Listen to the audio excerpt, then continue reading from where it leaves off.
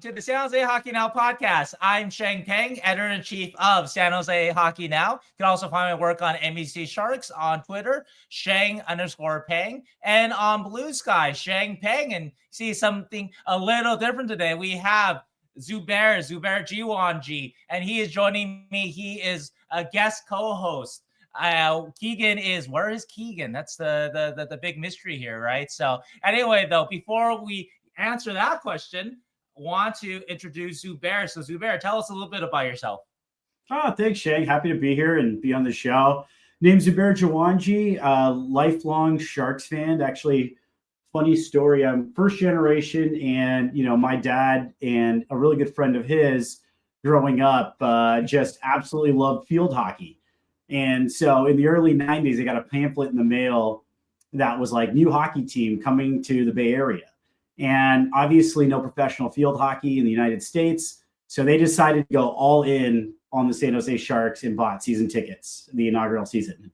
So my family's had season tickets since 91, and I've been going to games. And you got this photo up here of me as a young Zubair at the Sharks game. And I'm starting this rumor now. I invented the chomp. So, guys, we're so lucky. We have a piece of Sharks history on the podcast today, joining the podcast. Exactly. So, yeah, no, just really happy to be here and talk everything I love about Sharks hockey that's given me so much in return in regards to community and memory. So, thanks for having me, Shane.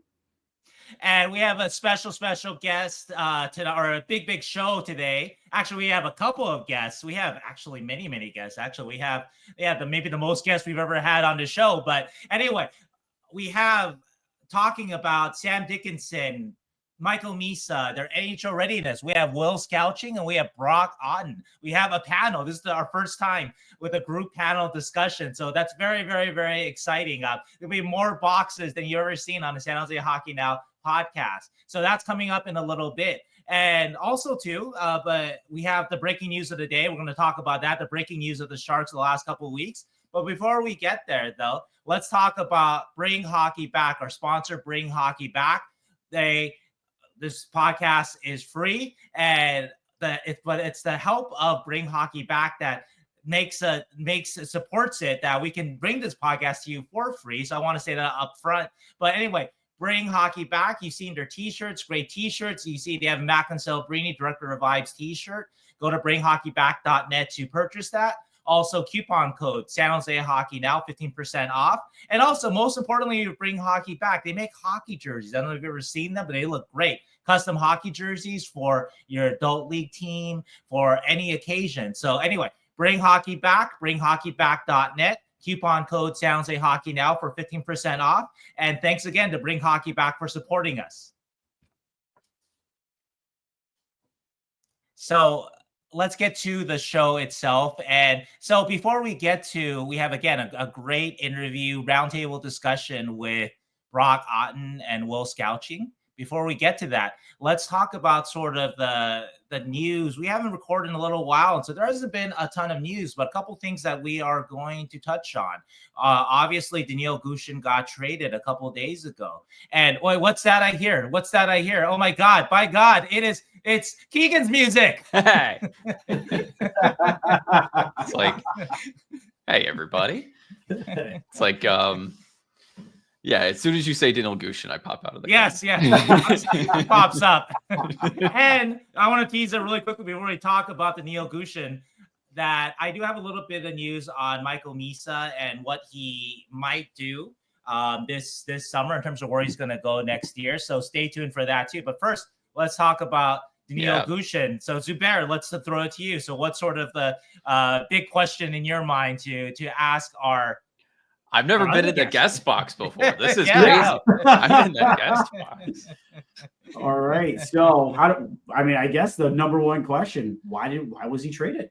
Obviously great AHL numbers. And so why? Yeah. It's I think it's been an interesting road for all of the prospects, all of the players that were prior to the Mike Grier regime. And it started off like kind of slow. We got a few small trades of prospects that we had some hope for.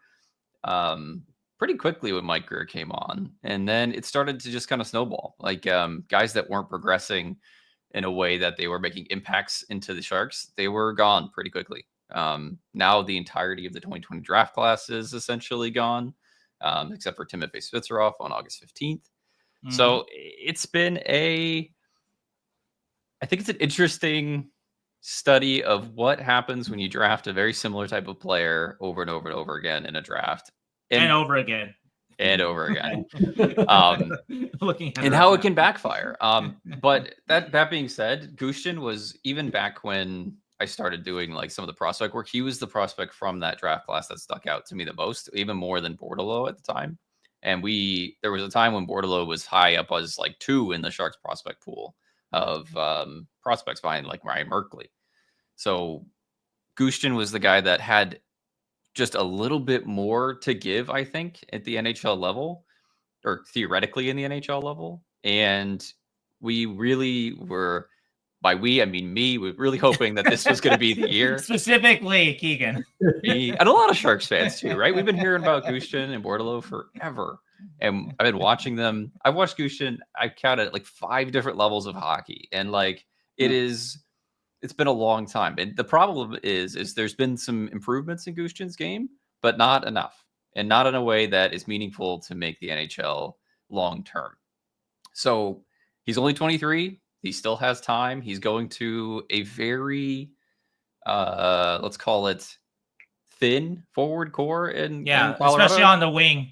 Yeah, exactly. The Colorado just doesn't have a lot of NHL forwards right now. They just don't, especially guys with skill and guys that can play with, the big horses they have up front. So I'm interested in his future in Colorado. We'll see. Could be like a, week 1 of training camp, he goes sent to the AHL, and that's the last we hear of Danil Gushchin, or he makes it onto the team. So, but I think he was traded overall because there just wasn't enough progression. Guys skipped over him, guys like Collin, Graf specifically, and he doesn't fit the,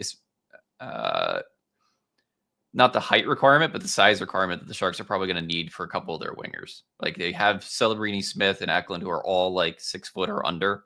And it's kind of hard to add in a 4th guy in your top 6 like that. And Eklund just had an extension. So I just don't think that they saw him really getting a spot above a lot of guys, especially with Misa coming, Chernysov. Those guys are going to be monsters in the NHL. So that's my piece.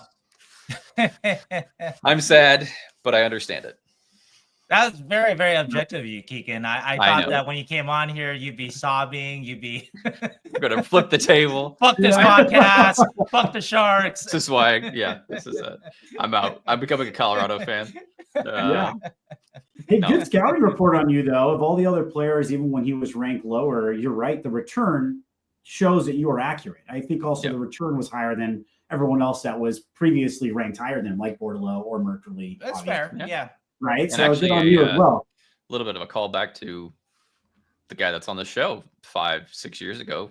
Will Scouch was also a huge Gushchin fan. Talked about him as like a steal of a 3rd round pick. So, I mean, I don't think that's the real case. He's not really a steal of a 3rd round pick at all. He was interesting in a way that, like, if it all came together, if he developed a little bit more physical side to him, there's a lot there, like skill wise, and he can definitely score goals. So we'll see. He still has time if he decides to stick around and try and hop around leagues for a while, because it's hard to convince a coach to play you when you're that size.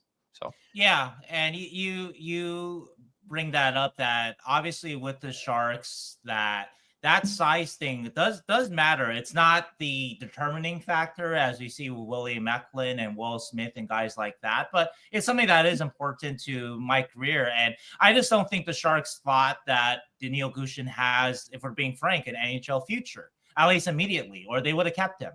And the Sharks are not a good team. Obviously, there's no doubt about that. So they need all the help they can get. And they showed, honestly, what they thought of Gushchin. Doesn't mean that you can't do well in Colorado. Colorado is going to have the support of Nathan McKinnon, of Brock Nelson, of Cale Makar, some really great players, a couple of the best players in the world. And so that might be able to unlock and give Gushchin a little more of that time and space that he needs in the NHL. when Gushchin was up here with the Sharks last season, at the beginning of the season, Macklin Celebrini wasn't around. He was playing a lot, I think, with Alex Wenberg and sometimes on the bottom line. So those weren't places that were the most ideal for Danil to kind of show his stuff. And granted, he didn't really show his stuff. And part of it is on him, too. He's got to grab it himself, and he did not. But also, too, though, that he wasn't put in a optimal position to succeed.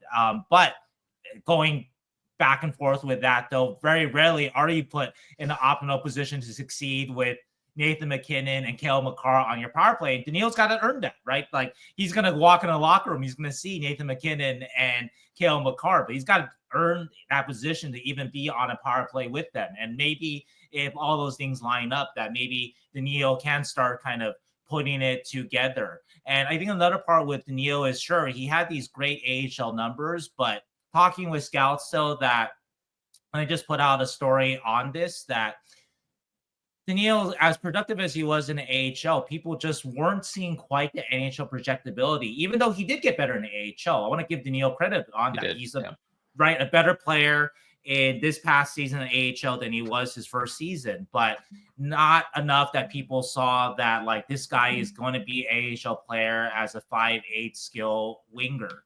And so I think that that's a big part of it too.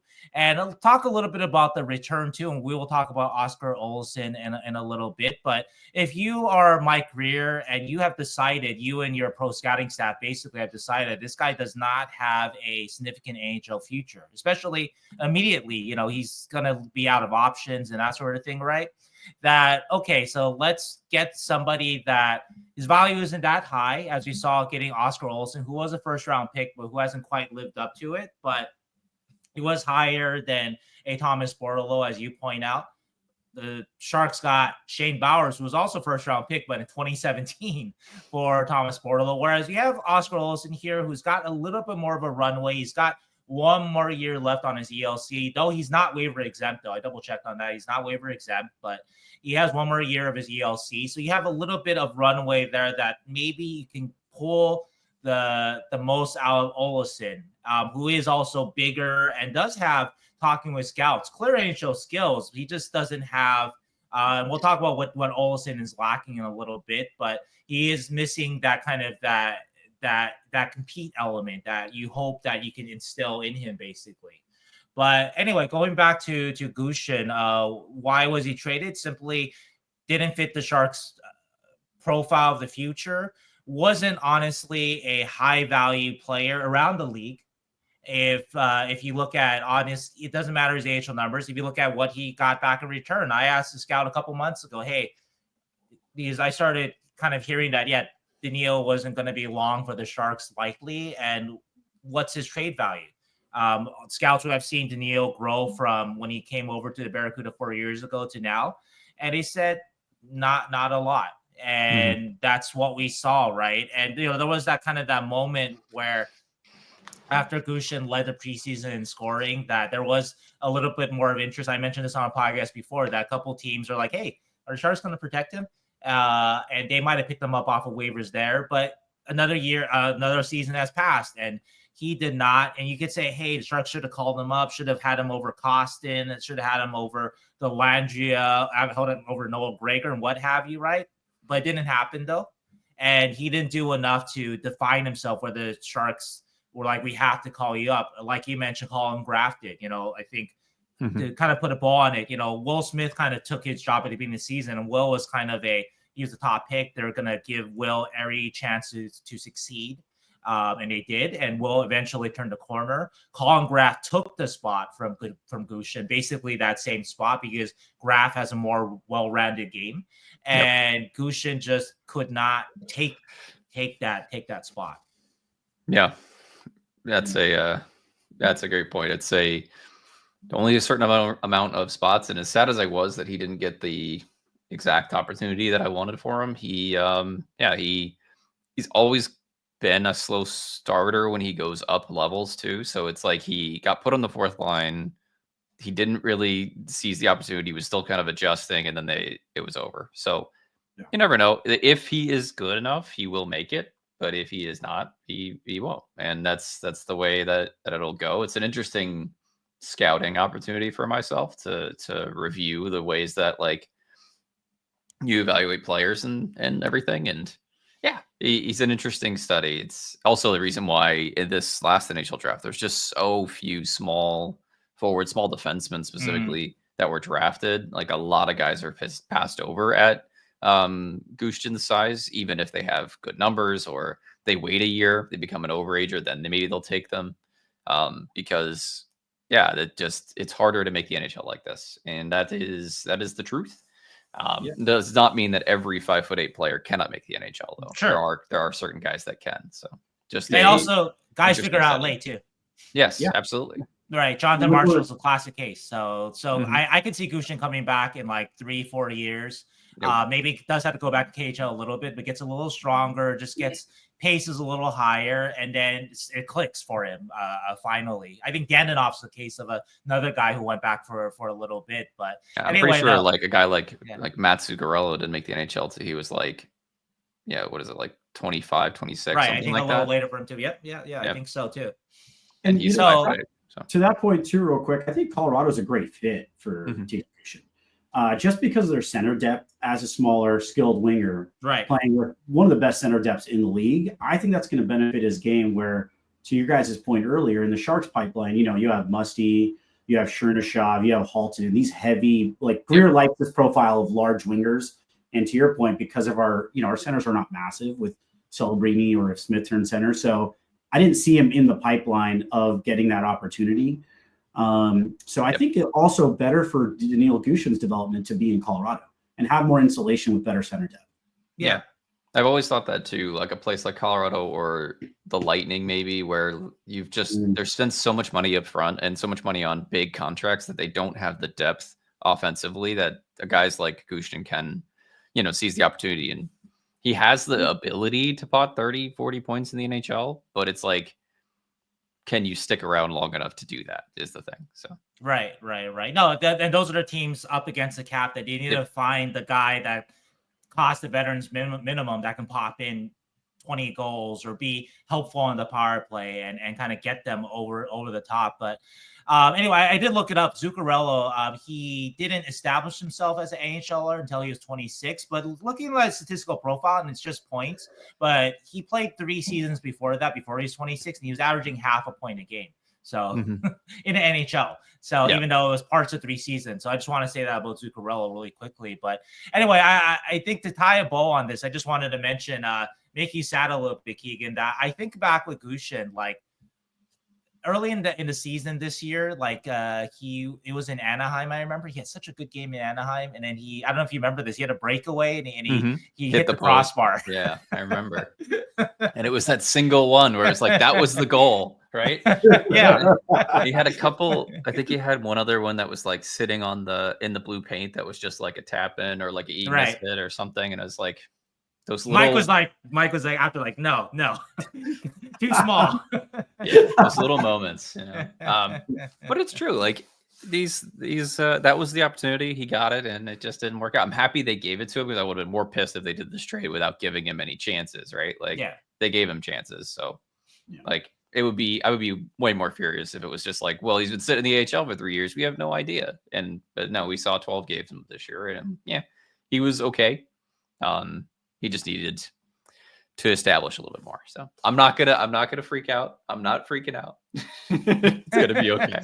There are many good Sharks prospects coming. So how are you gonna deal with the rest of the summer, Keegan? How are you gonna Well, how are you gonna recover from this? Yeah, that's actually a good segue. Is I'm trying to get back to my hockey roots a little bit, and I'm doing more prospect work, more review of the last draft, more. Right now I'm watching the World Junior Summer Showcase, so that's kind of what I want to focus on in the next season is more prospect related stuff, because that was the roots of what brought me to the San Jose Hockey Now podcast for sure. So very, very exciting. Okay, well, I guess that brings us then to a prospect that you probably saw back in the day a bit in Oskar Olausson, and so we'll throw it to you first. What do you see out of Oskar Olausson? I know that when he was drafted, there was a lot of guys that thought it was a steal where he got him because he was in like the late 20s, I think, and he for his size and hands and like there was a lot going on with his profile. Hasn't come together at all. Right. Which is now he's 22, but again, first round picks get like multiple chances to establish themselves. I think it's not a bad gamble. It's not a bad trade off either. It clearly shows that Gushchin has some value around the league. Right. Olausson's been like half point a game in the AHL since he made Colorado's system, but you know, he's still got that pedigree. He's got that size. He still has a lot of skill. So I'm not unhappy with the trade. It's a good pickup. It's better than Shane Bowers for sure. Which is not to be mean to Shane Bowers. I'm sure he's a great guy, but one of them felt like a throwaway. This one kind of felt like an interesting gamble, more of a trade-off, kind of like what we did with Weisblatt and Afanaseyev, where it was like, okay, there's a chance there. So there is still a chance with Olausson too. Right. Do you feel that like Olausson might have a higher floor? Yeah, I guess. I think the problem is, like Shank said, his compete isn't. He's not like going to be a real grinder. I mean, his size, he can sit down in the bottom six, but I don't think he's going to be a real grindy type. That's going to make it hard for you to like cut him off the roster. So I don't know. Maybe just because of size, but yeah. I hear he's allergic to the middle of the ice, Keegan. Do you think that's a problem? Yeah, sure. I mean, I gotta be honest. I haven't paid attention to him since his draft year, so I don't know. But like, we'll see when he joins the Barracuda. I'll watch him and give you a better report and see. But yeah, I'm not too hopeful, but who knows? It's at least a worthwhile gamble, and it's probably better than like getting a 5th round pick or whatever Gushchin might be worth for pick wise. You know, like a 5th or 6th or something. So. I've heard that phrase though with Olausson though, so that makes me laugh. Yeah, that makes sense. That might be a problem in NHL hockey, but anyway, to answer your question, Zubair, about Olausson and sort of his floor. Yeah, absolutely. I think that this is one of those things where if Gushchin's not popping in like 20 goals thereabouts for you, and he's not on your power play, he doesn't have much use in the NHL. Mm-hmm. Whereas Olausson, if Olausson doesn't need to fulfill the draft hype, he doesn't need to be a 20-goal power forward type. He can still be, if he learns to not be allergic to the middle of the ice, he can be a good grindy player. He's 6'2", he skates well, he has a good shot. So he can be a useful 3rd-line winger type, 4th-line winger type. And he just needs a little bit of a change to his mental approach. Yep. And so can he do that? Can he do that in San Jose? I mean, chances are probably not, because that's the way that these sort of prospect reclamation projects go. But though in Olausson, though, there isn't a question of the tool set. Again, talked with multiple scouts and they all say the same thing. You know, that's one thing that one of the readers asked me afterwards, because I asked a lot of scouts about Olausson. They wondered, Gary, he asked me, what did the scouts say about Gushchin? Mm-hmm. And in a way, it was almost like, well, the scouts don't need to say anything about Gushchin to me. I didn't ask, because if I say, what do you think of Olausson? What do you know, if they thought that the Sharks were like, oh my God, how could you give up on Gushchin? What WTF? They would have said, like, that's terrible. Why would you give up on Gushchin for this guy? But it's really is a honest assessment of the value of Gushchin, that they're like, yeah, you know what? I think this is actually a good trade for the Sharks, because sure, you know, you lose a guy that is incredibly fun to watch at the AHL, who is a point per game player at the AHL, and the Barracuda are going to be very interesting. That's a whole nother podcast, but like, they have literally 0 established elite scoring at the AHL level now. Now they lost Bordeleau, now they lost Gushchin. So that's going to be a very interesting team, kind of a rebuild year for them, actually, as they go into AHL. AHL always has a lot of changes, but so it's going to be a really interesting year for them. But anyway, though, with Olausson, that was the consistent feedback. I got it from a couple places that, hey, this is actually a good trade for the Sharks, for Olausson. He needed a change of scenery. He's definitely got all the tools. Maybe getting away from Colorado. Maybe, I don't know, who knows? Just, you know, when you're 1st-round pick and everyone expects you to be on a shotgun to Nathan McKinnon for the next half decade, you know, just who knows? You know, maybe just needed that change of pace. Maybe he ends up being Martin Kaut, another Colorado. That's literally the exact runaway. thing I was about to mention. Right. Like Similar Kaut profile, was right? same thing, right? Like Kaut, I think was a little bit more. I don't know what the word is. I think there was a higher, like he was a little bit even more productive in the AHL and had a little bit more skill. He was a better maybe. AHL, yeah. But yeah, same thing. It's like you could be just Martin Kaut and then that's it. But yeah, at the end of the day, they're probably both NHL, AHL tweeners. It's just one is 6'2", one's 5'8", and the 5'8" one's way more fun to watch. So, like, I'm a little sad for that reason. There's no doubt.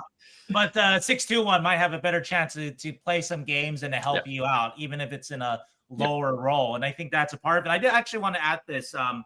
So typically when I write stories, I talked with 4 scouts that day, and so that story is out. I just want to add this just because another scout texted me the next day after the story was out. So I just want to just pass on what he said, and it echoes a lot of what was in the story I wrote about what Oskar Olausson could bring to the Sharks. But he called Olausson a good dice roll, and he says that,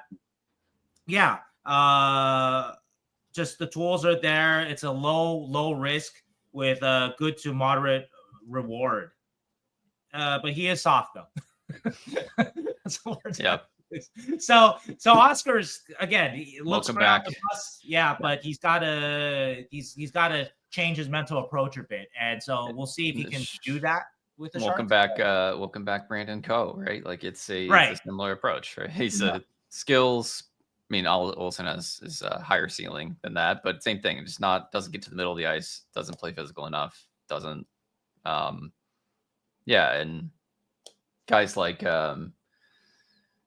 Musty, that's what sometimes you worry about, but I think Musty still has enough to give that the projectability is there, as opposed to these guys that just cannot get that side of it figured out. So, but I think you can also see like Greer executing on his plan that he talks about a lot of just creating a lot of competition.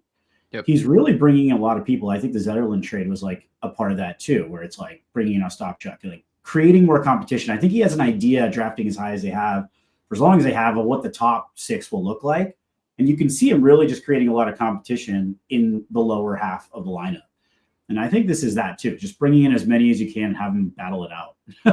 Well, I think it's competition of types, right? Like Bordeleau and Gushchin had no future competing in the bottom 6 of the Sharks. Exactly. They were not going to be in the top 6 for the Sharks, even though maybe they think they should be, or they should have been over the last couple of years and given that chance. But Mike Greer didn't see it that way. Mike Greer didn't hand it to them. That's one of the interesting things. Actually, you bring up a good point that like after Bordeleau's his debut, right, during that end of the season, and it was Bob Bugner's team, the last year Bob Bugner, the last year before the regime changeover. And I've heard since then that Bordeleau, and the belief was, even among Sharks people then, that they thought that Bordeleau and Eklund would start to see 2022-23 with the Sharks. Because that was what was projecting, they were just going to take their lumps and develop that way and whatnot, right? And just come what may, right? And so I think that was a real change when Mike Greer comes in, and it's like, well, no, we're going to slow cook these guys a bit, which we saw with William Eklund and Bordeleau. And so, I think that is an interesting point that you bring up, that like, if you're Thomas Bordeleau, one moment you think like you're going to be earmarked for kind of a top 6, top 9. You're going to get the full shot. You're going to get the Will Smith treatment and like a lot of space to make these mistakes. And then that kind of gets pulled under from you. And I'm not saying that, woe is Thomas Bordeleau. He didn't also get much better than what he was in 2022 in my mind. And that's some of that is on him for sure. But in fairness to him, though, and Gushchin too, that they went through GM regime changes. Actually, if you count Joe Will as one, Doug Wilson, Joe Will, Mike Greer, and also many coaches, right? What did Bob Bugner want? What did David Quinn want? What did Ryan Warsofsky want? And so I think that wasn't the ideal kind of playground kind of there too for Bordeleau to kind of maximize his abilities. But anyway. No. Watch Bordeleau be the one that makes the Devils and is like, we just don't talk about him at all. You know what? One thing he's got is two Damn things he's got that I liked about him is obviously he can win faceoffs. He can. And Yes, even he can. in HL level, they'll just use him to on faceoffs, right? And then that year that he was with the Sharks, most of it, the 2023-24 year, the year that shall not be named. At the end of the season, he was up with the Sharks. And actually, I liked things he was doing. He was good on the power play. I remember him being consistently good on the power play. And he was on the top power play unit that was actually statistically quite good at the end of the season. He was a good connecting piece on that first unit power play. And he won faceoffs, too. They would use them over Granlund on the top power play unit. And so... Yeah. I don't know. I suspect, when I talk with scouts, they're way higher on Gushchin consistently because Gushchin has just a little bit more of that compete, even though it wasn't quite enough to make the Sharks or for Mike Greer's kind of a vision of the team. And so I hear that consistently. And so people tell me constantly that Gushchin is a better prospect. But though, with Bordeleau, I did like a couple things that I saw. So like, I don't rule it out, even though, the league has spoken though. Like the difference between Shane Bowers and Oskar Olausson are both low value assets. Again, i.e. Thomas Bordeleau and Danil Gushchin, as productive as they were in the AHL, they are all low value trade assets too. But Olsen is a higher trade asset, as we said, as value asset than Bowers. And so the league has sort of spoken there. I think I mentioned before on the show, too, that scouts questioned that if Bordeleau was out on waivers, would anybody pick him up? That's a very, very fair.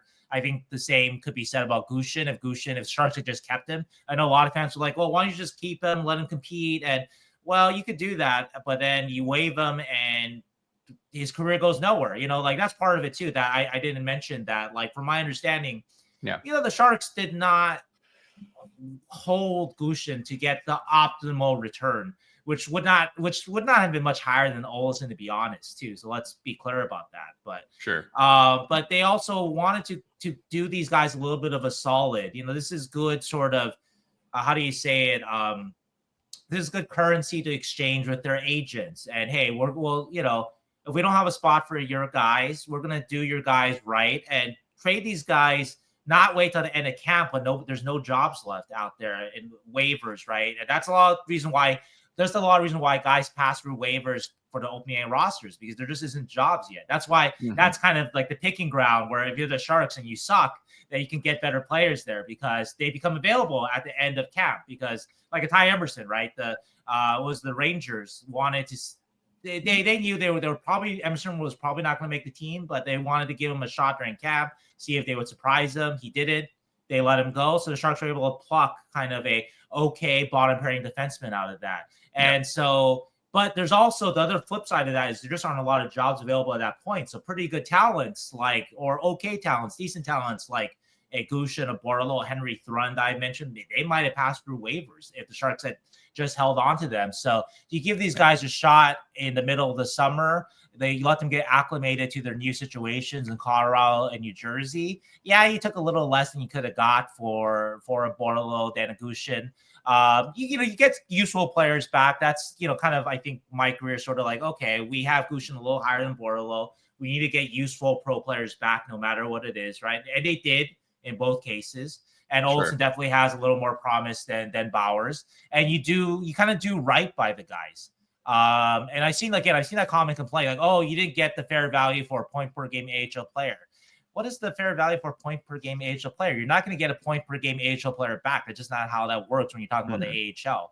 And not typically, at least, when you talk about like trades of NHL assets and whatnot. And also, too, like I said, that I think Mike did want to do them a degree of a solid without getting like completely fleeced, but a degree of a solid.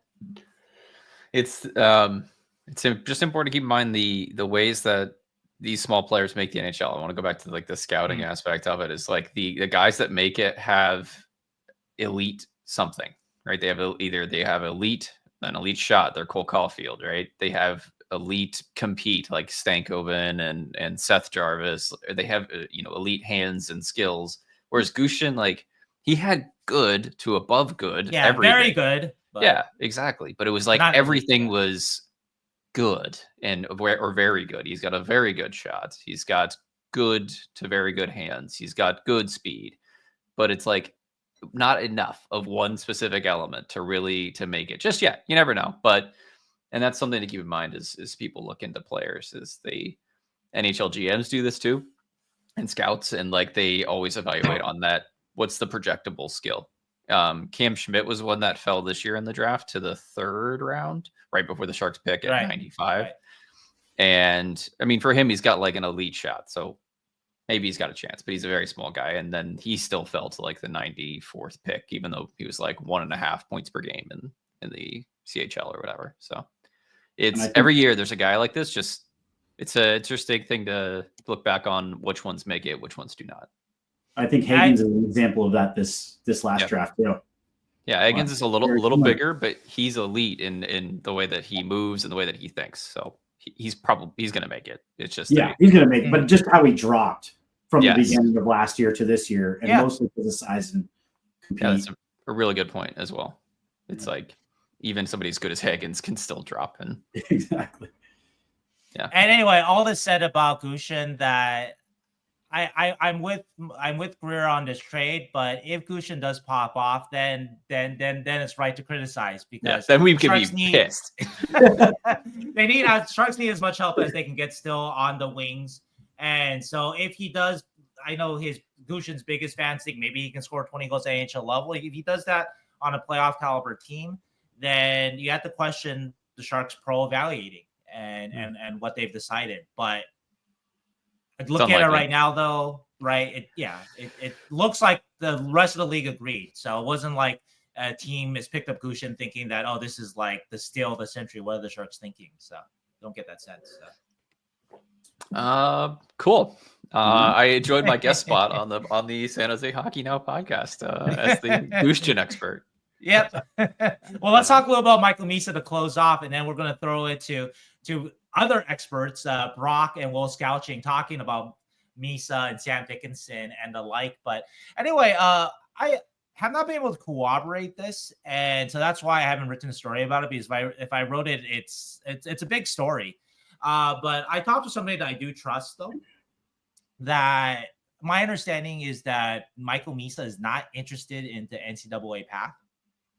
And that says a lot then, because that basically leaves one path for him, which is the ELC and which is the Sharks and which is the OHL if he doesn't quite make the Sharks, which is going to be the whole show with Scouching and with Brock, just talking about the NHL readiness of Michael Misa next year. But anyway, so that's what I understand. I'm still working to corroborate that. But if I were to say, like last year, I was very consistent in telling you guys that Will Smith, he's going to sign.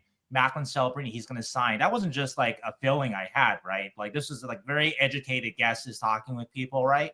I don't know if I feel quite as strongly about Misa because this is something I heard from one person that I trust, but again, not enough that, that I really believe in it. If I put it well, pen on paper. I mean, it nowadays it's put it online in a story that people can link and laugh at me for years on end if I'm wrong. So that's the same kind of thing as pen on paper. So I'm still working on getting a cooperation on that, but that's my strong belief. And it does fit consistently with everything that we've heard that Michael Misa believes that he will make the NHL. He's not even, I don't know if the NCAA is even a thought he seriously is thinking about. And Mike Greer has said consistently too, that he's going to get his chance. And so I think that fits with that. And also, too, there are a couple of possibilities with, okay, sure, he can sign. I've mentioned this on a podcast before. He can sign his ATO and then go to – that's really hairy. I went through multiple people. I mentioned this on the pod in terms of to get a confirmation on that. It's really – people aren't quite sure on that. But I mean agents and teams and I asked the NCAA and they got back to me. They're like, that depends on the specific player. And so they weren't very clear on Misa's eligibility. If he does sign something like an ATL, there's a lot of complications with that too. You got to get insurance for the player, and that's got to be through the agents, got to get that right. So, and then it adds another layer too that actually Brock Otten's going to talk about that. Typically, if players are going to the NCAA, like a Porter Martone, that this is about the time that they need to enroll. That sure, colleges can hold spots till like September for, if you're going to do it, it's going to be for a Michael Misa, exceptional player like Michael Misa, but it's just not the norm of how things are done. And so anyway, I don't think that's going to be the path. That'll be my guess. I don't think they're going to hold that option open. Because if a player doesn't have an interest in it, that just kind of resolves that, right?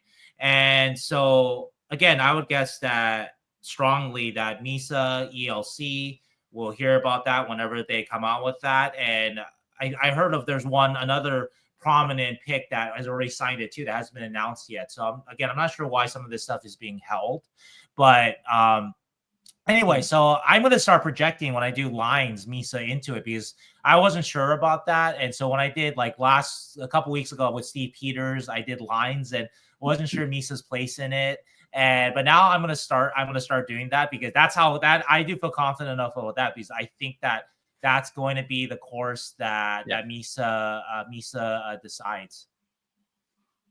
It's exciting. Yeah, I think that's I think he, you guys are going to talk with Will and Brock. Yeah, what are your thoughts on his NHL readiness? Yeah, actually, I think I saw him as one of the most ready NHL ready players from the draft. Like there's parts to his game. Physically, he's not as he could get a little bit more developed before he goes, but the brain is there, the speed is there, the skill is there. I think he would do fine in the NHL. I think there's a learning curve, obviously, and he's not going to light the world on fire immediately. Right. But I think that he would still provide value on like a third line if you started him down there, and that would be my assessment. He has all of the tools, and it's a question of what's right for his development, kind of like Will Smith, where you need a challenge, and I do not think the OHL is going to be a challenge. The NCAA might be a challenge, but the OHL will not be a challenge at all. So. It's interesting. This players have kind of, because Porter Martone did it for a minute there. Porter Martone was like, I'm going to make the Flyers. And everybody was like, are you? And the Flyers were like, are you? And he was like, okay, maybe I'm not. And then he went and signed in college. So, probably for 1 year. And then that was part of the deal with the Flyers is like, hey, it's a one and done. Like, we're going to sign you in the off season. You can come right over or in the spring or whatever. Right. End of the season. Yeah. And that's probably part of the deal, but it was interesting because he came out flat and said it, and Misa is saying it kind of the same way. He's like, hasn't signed anywhere, and you've heard some things that he doesn't want to go to the NCAA route. So I also think it's interesting. There's been rumor about the removal of the 20-year-old age limit, and I think it's because a guy like the 20-year-old age limit, where basically you can't play in the AHL until you're 20, or you have to go back to the OHL. It's just because a guy could move leagues for a year and then just go to the NHL, right? They could go to the NCAA till they're 19, then sign in the NHL. So the CHL is like, oh shit, if we want players to play that 19-year-old year with us instead of playing it in, Minnesota Duluth, we need to adjust our thing, or else we're going to lose 2 years of players instead of just one. So that's interesting to me. You make a good point about that. Actually, Brock talks about that too, but that the CHL might be hurt in some ways with the talent loss. But actually, though, I think that the CHL might see it as this will keep players there. Yeah. Because, okay, we'll play your 18-year-old year in the CHL, but the next year you have a chance to go. You're not locked. Instead of being locked in for 3 years in the CHL or whatever, you're really locked in now to, if you're a top prospect, to 1 year. Yep. And that's a big difference. And that might keep guys in the CHL who are like, the NCAA flexibility. Like, I think why did Macklin pick the NCAA? A lot of it was, playing against older players, but also too, I've heard too, that there's also that flexibility too, that you don't want to be stuck in the CHL or NHL, kind of that no middle ground. That's not good for your development. And so, I think that's a good point. Unfortunately, Sam Dickinson won't be able to benefit from that this year. Yeah. That role isn't starting until next year. More worried about 19-year-old, Dickinson. yeah. We're worried about Dickinson in a way, even though he's older, but just defense is hard, and you can get sheltered with Misa. Misa can be sheltered by his line mates. He can be sheltered by his lower minutes or sitting. Whereas Dickinson, you are the last layer of defense, and the coaches are going to notice if you make mistakes. So more worried about him. Let's finish up with this then. And since you're not on the next segment, actually, I wish you were. That would have been great. You would have been a great panel guest too. But we asked Brock and Will this, so I'll ask you this too then. So do you think that Michael Misa stays the whole season with the Sharks? Do you think that Sam Dickinson stays the whole season with the Sharks? Yeah, I'm gonna go yes on both. Okay. I'm going with yes on both. Only Misa, I think if he's done this, I don't see a way that they're going to send him. I mean, like, he's really struggling, but I think he's got the talent there to do it. And Dickinson, they might do like a little bit of like, oh, you're going to go play at the World Juniors kind of thing. And they might spread out his games more, but I think they both stay. Maybe they do the Shane Wright thing where they send him back to London before the trade deadline. So yeah. I think they will have to like early January. That's typically the trade deadline for the the CHL trade deadline. Yeah. So okay. I'm gonna go with your thoughts. Yes on Misa, 65% yes on Dickinson. Okay. All right. So quick follow up, Keegan. If Dickinson wins a job, who is he bumping down? I would say Henry Thrun, but we have no more Thrun. Yeah. Dehernay, right? You can't bully Mark-Ivan Vlasic anymore. Yeah. I mean, Dehernay is probably going to be your 7-8 no matter what. Like he's the perfect agreed. one. It's hard to. You're right. Like, who does he consistently keep out? Maybe a little Chagrin, maybe or Klingberg if he's not healthy, or Letty if they don't have the healthiness. So. Not going to be Ferraro. It's not going to be Orlov. It'll be either sitting out Letty sometimes or Lil Chagrin, or whoever's injured. Every year a defenseman gets injured, and then they end up making then that's just the way it goes. And they cleared Thrun, which is kind of the biggest hurdle, right? They moved that out. So I think that they know that they need to try to find a spot for him, or at least have him get the opportunity for the spot. Because with Thrun there, it's like it's really hard to. Yeah, it's hard. Well, you have 8 guys instead of 7, right? So it makes it that much easier. And Vlasic's another one too that would have just been there as a kind of a placeholder. So they'll find a spot. It won't be every game. I think he'll sit out some games, but Nick Letty's old, He's 34. He's old. He played 31 games last year. He, 18 minutes a night last year. Sometimes these things. He needs some rest on his legs. So. They were using Vlasic in that role too, but not anymore. So I'm gonna go with Nick Letty or Lil Chagrin if Lil Chagrin is not playing well. Yeah. But I'm excited for Mukhamadullin. I think this is going to be a big year for him. Yeah. I have good thoughts about Mukhamadullin and me too. Where he gets sit. We've always thought highly of him. Oh, sorry about that. Yeah. Hopefully just have a full season and stay healthy. Yes. Yeah. Stay healthy. Stay confident too. When he has confidence, he's an NHL player. When he's an NHL defender when he plays with confidence with the puck.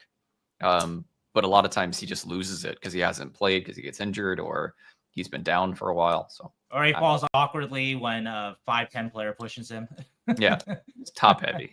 But yeah, actually, it's a great place to promote my article. How did Shakira Mukhamadullin improve last year? So I looked at a lot of stat leads, micro stats. You actually can see in those stats where he improved, how he was killing plays more, how he's being more physical, even how his puck movement improved. Just all the kind of quadrants that Shakir has to hit. He really did. It kind of came out of nowhere because he really was bad actually with the Sharks when he was early in the season with the Sharks, and even with the Barracuda he just was okay. And so it didn't come out of nowhere because you and I, we like his talent, but came out of nowhere in terms of just like what he was putting on the ice. It was a little disturbing in the first half of the season. And of course he had a significant groin injury too, so want to say that for him. But I'm very excited for Shaq. So yeah. That's it. Yeah. Wait, I don't know why I'm saying that's it, but you should say Well, that's it. we're so used to it. But with Misa, though, it's going to be interesting, though, because if you count all the forwards that the Sharks have, they have a lot of, I mean, not a lot of them are great NHL forwards, but they have a lot of NHL caliber forwards. And so if Misa is assumed to be in the lineup, then that's going to be an interesting one to start to calculate, because that's part of the reason why I didn't calculate him as much, because it makes for a lot of decisions down there where is it going to be, well, Stop Check is waiver exempt, I believe, so that's fine, but good Grunstrom, Delandria, Gaudreau, Reeves, even like Giles and Graf, who is waiver exempt too, so he can go down without an issue. Like, it starts to create an interesting kind of, it's still not a logjam of a great team, but still, though, there's going to be some question marks there. Misa's going to push somebody out that you assumed would have an NHL job, because he's the number 2 pick. He's not signing the ELC for no reason. Yeah. As again, to remind people that, like, even if he plays 9 games with the Sharks and he gets sent back, like, that's $100,000 he's made there. And that's an agent told me this, and that made so much sense. Like, if you're Michael Misa and you're balancing the NCAA versus the NHL, if that was a question, that if you play those 9 games with the NHL, you're guaranteed those 9 games, then you basically made most of your NCAA money already. Yeah. Right. And so anyway, so that's an interesting one. We'll talk about that on a future episode. So it might be good to close off here. So unless we talk, we'll talk another half hour about it. But yeah. Reeves and Grunstrom are kind of, I think probably on Reeves the is lower safe. end. No, sorry guys. Yeah, Reeves is he is. Yeah, he got waived by Toronto last year, so that was a year ago. He did, but I feel like his skill set, though, is so particular. I used the kitchen utensil comparison. I said that Thrun is a fork. Yeah, he's useful, but there's a lot of forks in the kitchen, and so that's why he was very, very tradable. And I said Reeves was a spatula, but actually Reeves is more. I couldn't think of it at the time, but Reeves is clearly more of a meat tenderizer. That's fair. And there was just one of those in your kitchen, and you don't need it often, but when you do use it, meat tenderizer is a good. That's a good. Yeah, that's pretty good. But here's my thought: if you needed to get Misa to try 9 games, I don't know, maybe you can get Reeves down to the AHL for the first month and a half of the season. Well, that's gonna be tough. Maybe someone will just pick him up, or then that also makes if you have both Misa and Dickinson up, then you have that.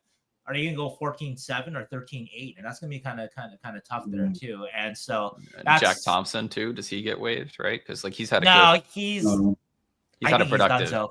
Yeah, I know, but he's going to be waived, is what I mean. It's they have to make the choice. He had a good year, like overall. It doesn't mean that he will be a NHL player, but he had a good enough year that I think somebody might take a chance on him on waivers. Maybe I predict he passes through. But. Okay, but we'll they got to waive guys like him, right? And then that gives you 8 defensemen, still 8 defensemen, Dickinson, Desharnais, and everything. So might do 13-8, and then that's hard for Misa to make it. So but you assume he's going to make it though. So then that means unless he's really like bad, right? But if he's good, then he's going to get more grace, like the grace that Gushchin did not get. Misa will get, Will Smith got, right? So, so then that becomes, well, like, can you pass through Grunstrom and Delandry, which you might be able to, because they both struggled last year. And they both are making actually a pretty decent amount for a 4th line forward. So you might be able to do that. So they definitely could. It's just will they or will they do the? I mean, they're in a more interesting spot than most years, right? They don't have the opportunity to send Misa or Dickinson to perfect landing spots. They just have like it's where they got to be, or suboptimal landing spots if they can't fit them in. Or the fans will hate it, but Graf is a perfect candidate to, hey, the Barracuda need a leading scorer. This is your chance. You and Ethan Cardwell take the reins. We need you to take the reins down there. This is a good test for you guys. You're waiver exempt. And as like promising as Collin was last year, I mean, come on, like he's he was playing top 9 minutes for a very, very bad team. And it doesn't mean that he is, he's a shoo-in by any stretch. I don't think so. I think some people have him as a shoo-in. I like Collin, but especially with all this sort of, they've added so many pieces that maybe not like the highest end pieces, but they've added a lot of NHL quality pieces. And like I said, Misa's going to get a lot more grace. That we'll see. Yeah, we'll see. But I feel like I saw way more from the moments of Graf than I ever did Grundstrom or Dellandrea. I agree. So, and then Reeves also like is not good at hockey right now. Like he's good at some things, but he's not Big good locker at room NHL guy. hockey. Well, let me argue with you guys though that like Collin at his best did show more than well, I don't know. I like Dellandrea at times a lot last year, but let me phrase it this way though, that like a lot of your roster competition is on the fourth line. Sure. And there's no sense in putting Graf down there. Right? There isn't. I don't think there is. I feel like he's best served by either playing top 9 minutes or leading the Barracuda. He's not so good that he must be in the NHL is all I'm saying. He's not Macklin, obviously. He's not William Macklin. And he's a guy that can benefit from being the guy in the AHL still and just working on that part of it. He's not a guy that has nothing to learn in AHL, I guess is what I'm saying.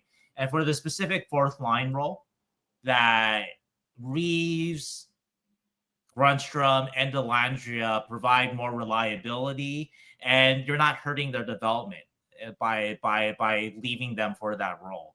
So that's what I feel. That's why I feel he might be cut out, Graf, because he's got to win a top 9 role. Or his penalty killing too was extremely valuable last year with the Sharks. I thought he looked great on the penalty kill. Look at the results. I thought he was fine, but not enough that you got to keep him for that reason.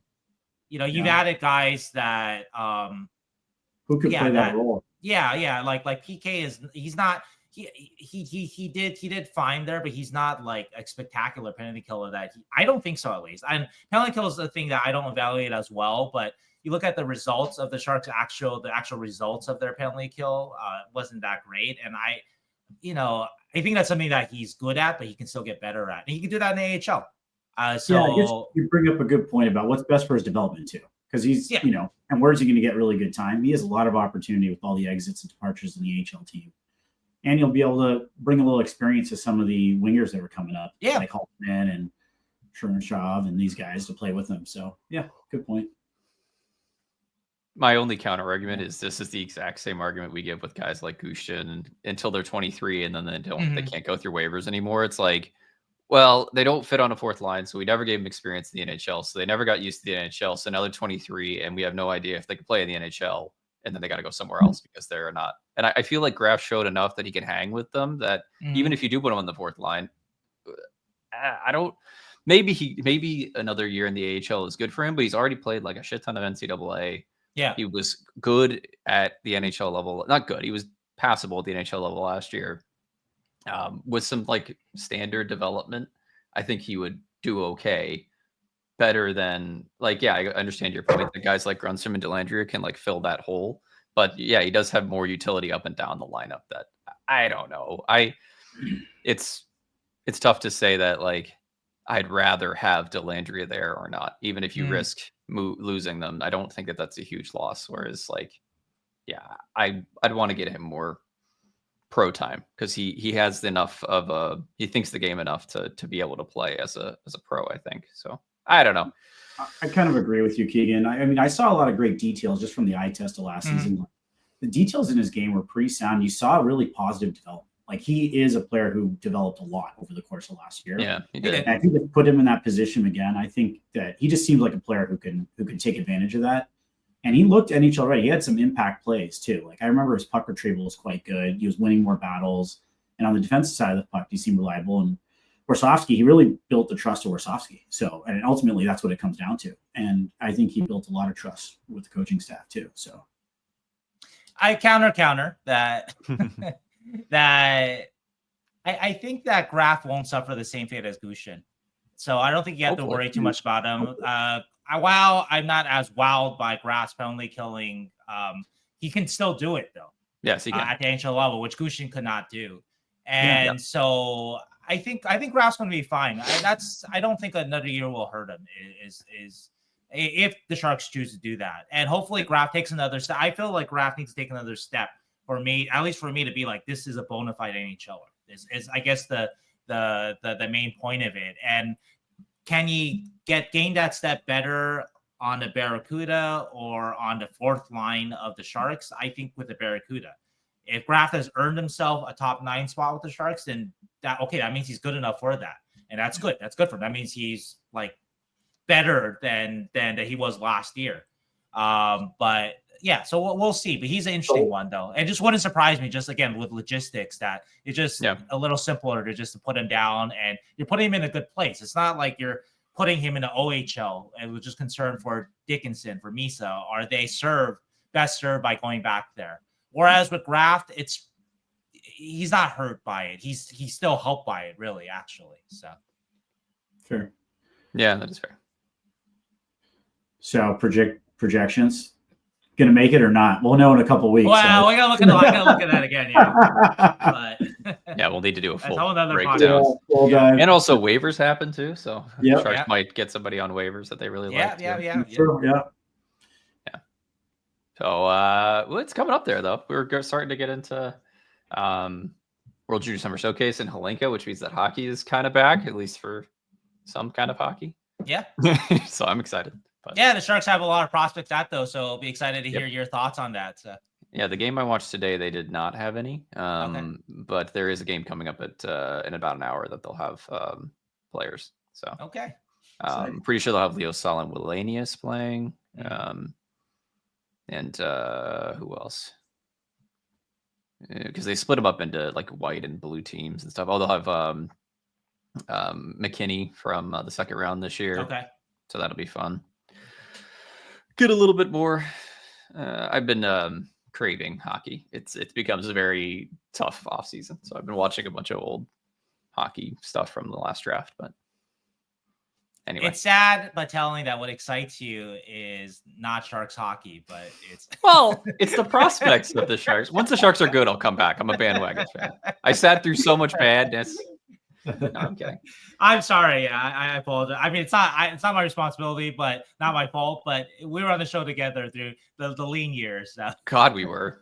I'm hopeful that this next year will be a better year and we'll have more happy things to talk about, rather than just the saddest 2 years. I mean, we had last year was good. I mean, I'm talking about like 2 years ago. That was tough. So. Yeah. And I'm not going anywhere. There might we'll see, might be changes on the podcast, but I'm still going to be around. So you guys will see a little tease there. So yeah, a little tease.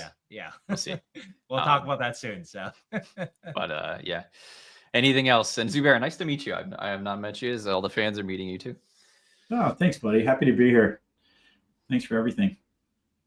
So, now is a good time then to throw it to Brock Otten, throw it to Will Scouching. We have a great discussion of a lot of what we just talked about here. Is Michael Misa NHL-ready? Is Sam Dickinson NHL-ready? And between Igor Chernysov and Quentin Musty and Kasper Halttunen, which of those guys could surprise and make the Sharks? So anyway, stay tuned for that. That is coming right up. All right, guys. See ya. See ya.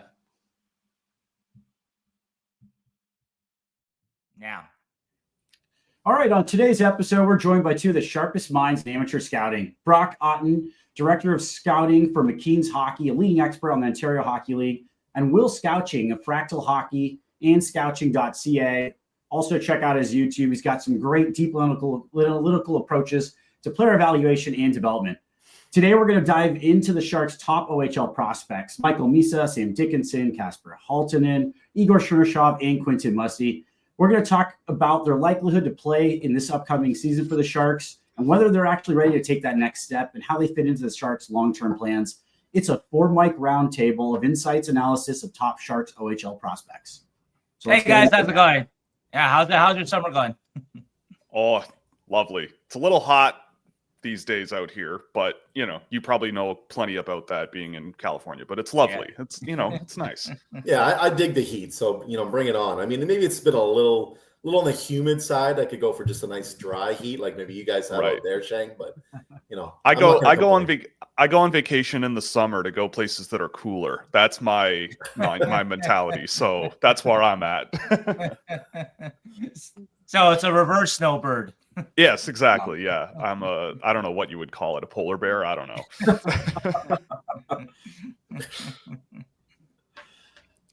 All right, well, let's get into it, guys. All right, so we'll jump right in. So based on the performances last year in the OHL, let's hear about Michael Misa, Dickinson, Chernysov, Halttunen, and Musty in their NHL readiness.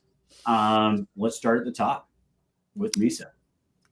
I'll let you go first, Will. Yeah, I mean, the thing that I'm really excited about for this whole discussion is the Sharks, I think, still have a lot of capital and freedom to play around a little bit. I think that they are one of the teams, I'd say a small handful, that really are taking, I think, the right route with younger players on the lineup, where I think about Montreal a lot. Montreal every single year, under the weight of, I would say, very low expectations, I feel like they continuously kind of find ways to outperform a little bit in some way.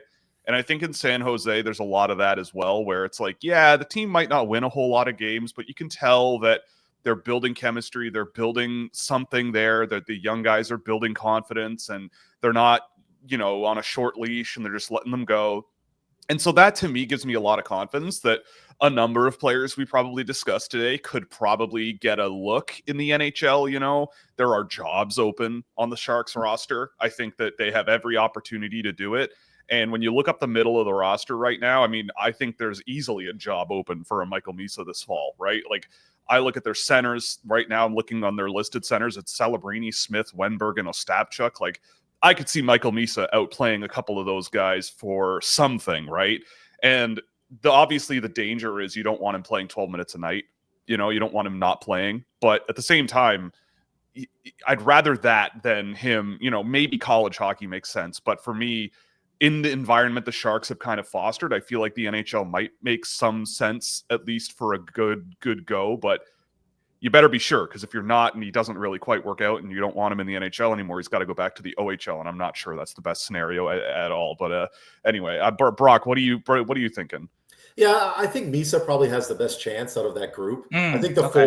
forwards in general, I think you look at what San Jose did this offseason with their defense and bringing in a lot of veterans. I think that speaks volumes as to the fact that perhaps they don't want to rush Dickinson, and they've got some sort of idea in mind about how they want his development to go. Maybe that means him returning to the OHL for another year. I know from a statistical perspective, it kind of looks like he doesn't have a ton to work on, but I think there still is some things that he can improve on from, a puck management perspective, a defensive perspective.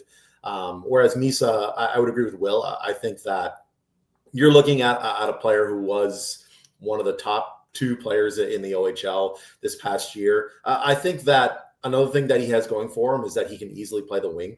That might even be his long-term forecast anyway in the future. I would love to see him stay at pivot, but he has a lot of versatility. He's the kind of guy that is a bit of a Swiss Army knife that can play a variety of different roles moving forward. So he's going to easily slide into the middle of the lineup if he earns that opportunity.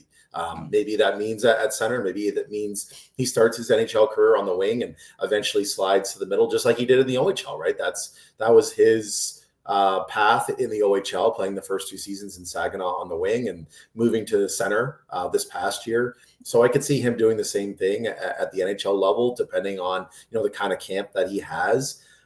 It's all going to just depend on strength for him because I think he has everything else. I think his two-way game improved a ton this year, sliding back to the middle. I think that his physical engagement is an underrated component of his game. It's something that a lot of people sort of talk about.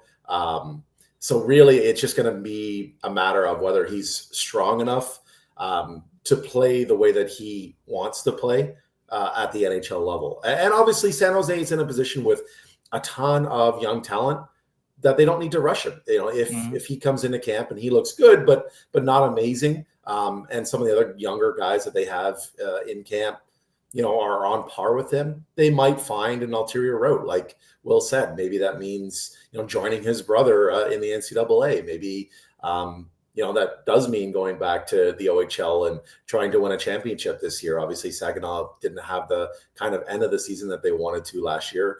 And they have won a MEM Cup, but not an OHL championship. So, maybe that's something they look at. I would be shocked if he doesn't get at least a couple games look. Yeah. I would say probably the same with Dickinson, right?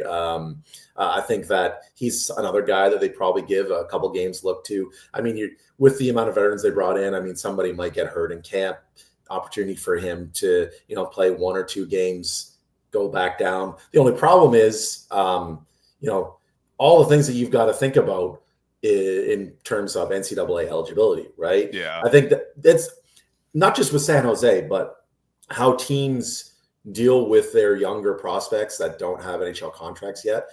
It's going to be telling in camp this year because normally we do see a handful of players get a game, 2 games to start the year, and then they get sent back to junior or whatever. But this year, that might not be the case because teams want to leave that path open for their players moving forward, right? It's the same reason why we haven't seen a ton of guys sign their ELCs. I mean, normally, I haven't done the numbers, but I feel like normally we're at at least 20 by now of the high-end first rounders or guys who haven't signed from last year signing.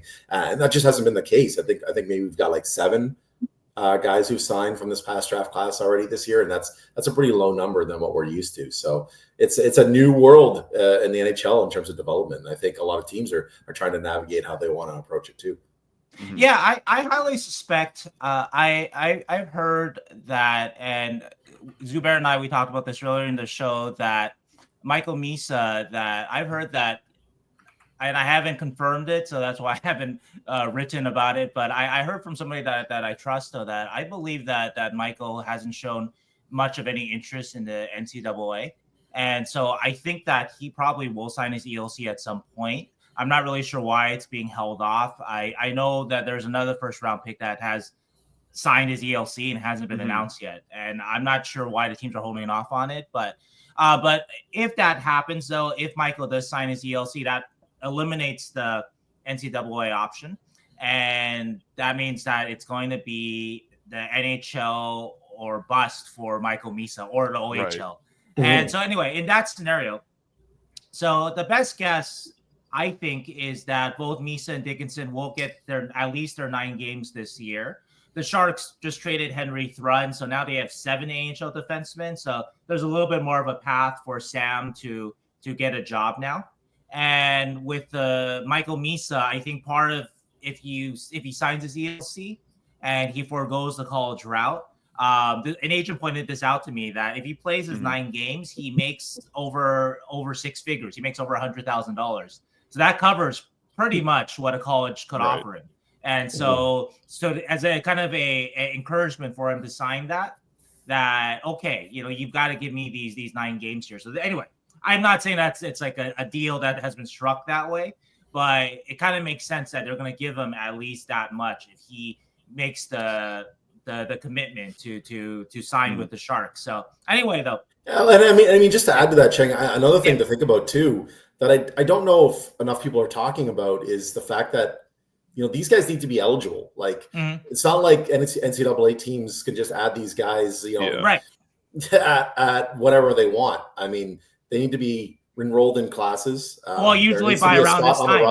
Right. By around this time. From what I understand from talking to a few agents, that there is a little bit of flexibility there depending on the program. Some schools do allow, a little bit later enrollment, or they can kind of save a spot for a guy.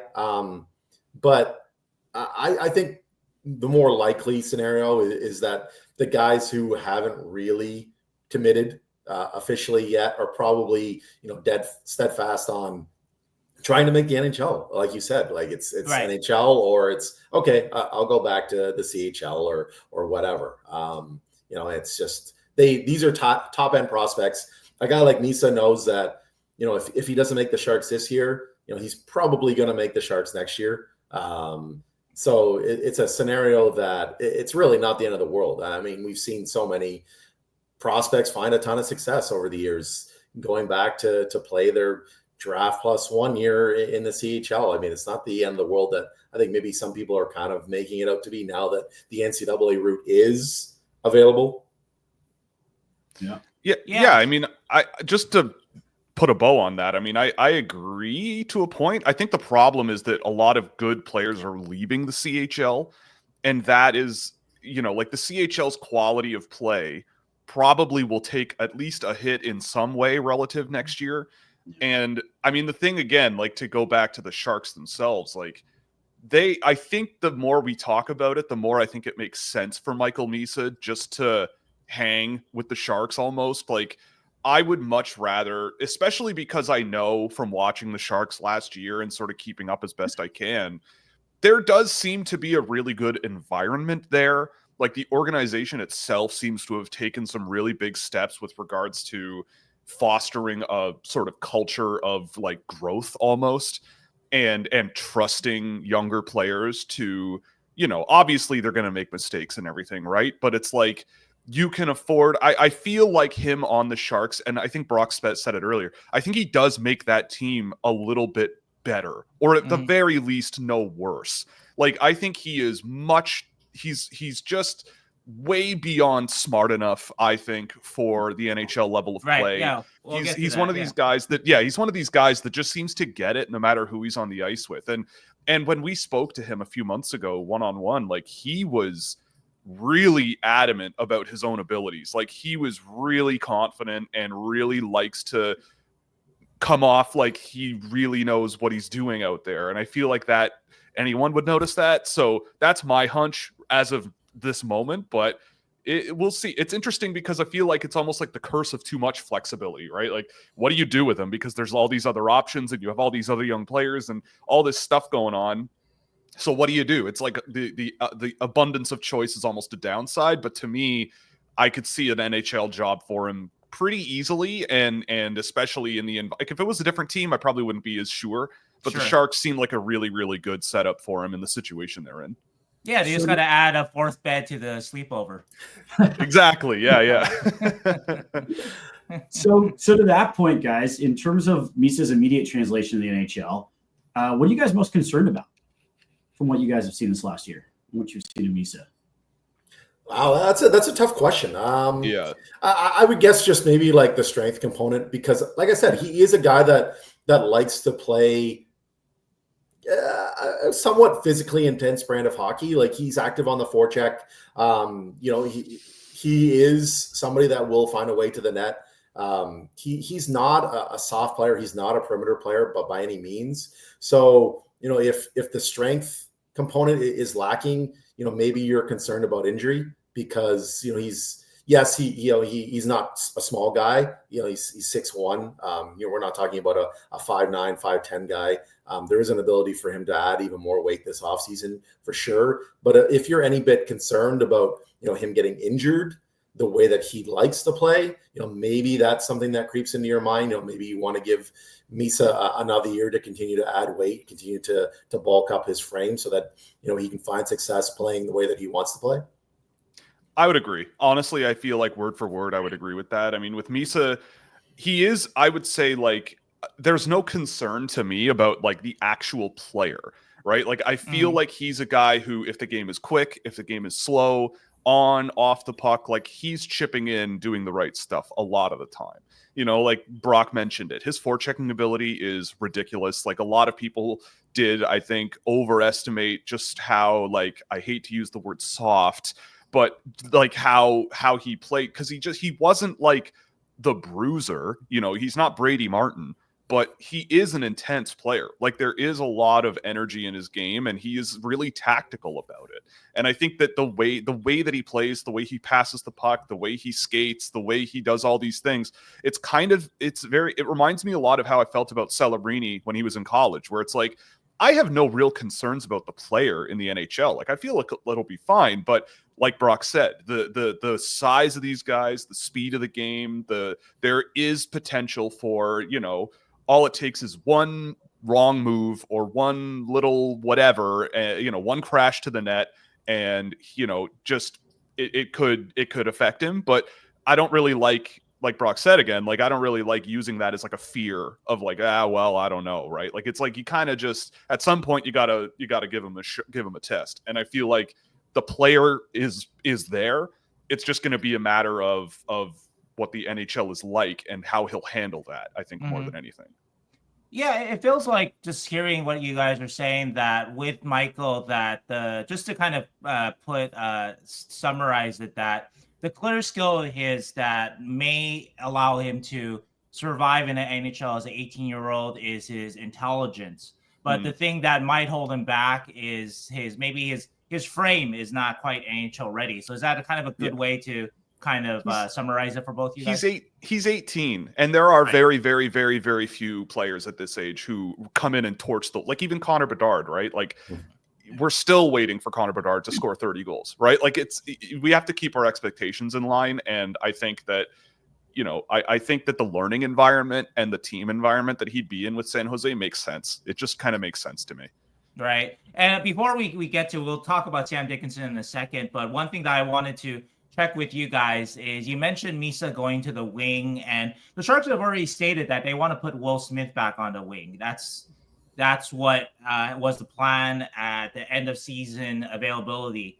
And I think that they're going to stick with that. So if they go with Celebrini, Smith, and Wenberg, it's really hard to see them going with 3 rookie centers. Actually, was joking with the NHL coach about this. If you put Celebrini, Smith, and Misa as your top 3 centers, 18-year-old, a 19-year-old, a 20-year-old, which has probably never happened in NHL history. If you win 38% of your faceoffs on a night, that's going to be a good night. that's going to be the best night of the season. And I know faceoffs aren't as important as sort of measured as much importance as before, but 38% is a little too low. Right. For a good night. It's a little too low. Yeah. So what you're saying, Shane, is that's a good way to get Gavin McKenna? Is that exactly? Yeah. Get him the 4th center in there and put one of them competition to not be the 4C. So, but in that scenario, though, then so Michael, from what I understand, just to confirm with you guys, is that he's most likely to play left wing. Then, right? That's what I've seen. That's the wing position that he's played the most outside of center. Yes. Yep. Okay. Yeah, if you were to slot at the wing, that's where he would play. Yeah. Okay.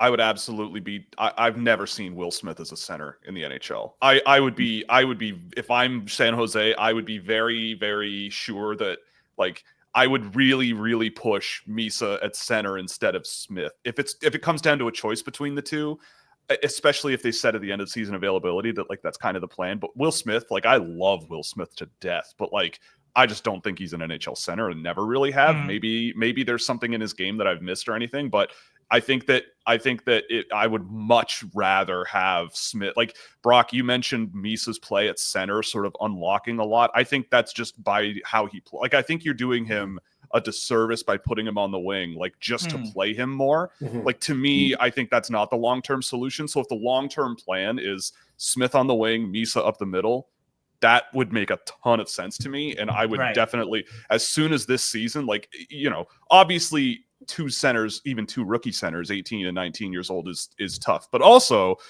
one is Macklin Celebrini, who was amazing last year, I thought. And Misa, I think, will be capable, and again, like it's the expectations are pretty limited, I would think. Obviously you don't want to be losing 9 out of 10 games again, but you can take the learning period. So for me, you mentioning that about Will Smith, I didn't know, but that makes a ton of sense to me. Yeah, it might be one of those things where they try well in the beginning and then very quickly they pull the cane out. That's what they did actually last year with Will. They started Will at center last year, but within a month of that, they're like, you know what? Well, that's when his game started to pick up too, right? Exactly. Exactly. And that's kind of what I'm saying is like both of those players, their games kind of pick up when they play those roles, right? Like that's so I would say try to lean into that. Yeah. But let's go back to Sam Dickinson here a little bit, and like we talked about a little bit with Michael Misa here. Which of Sam Dickinson's skills are like? What do you think will translate immediately to the NHL with the Sam Dickinson?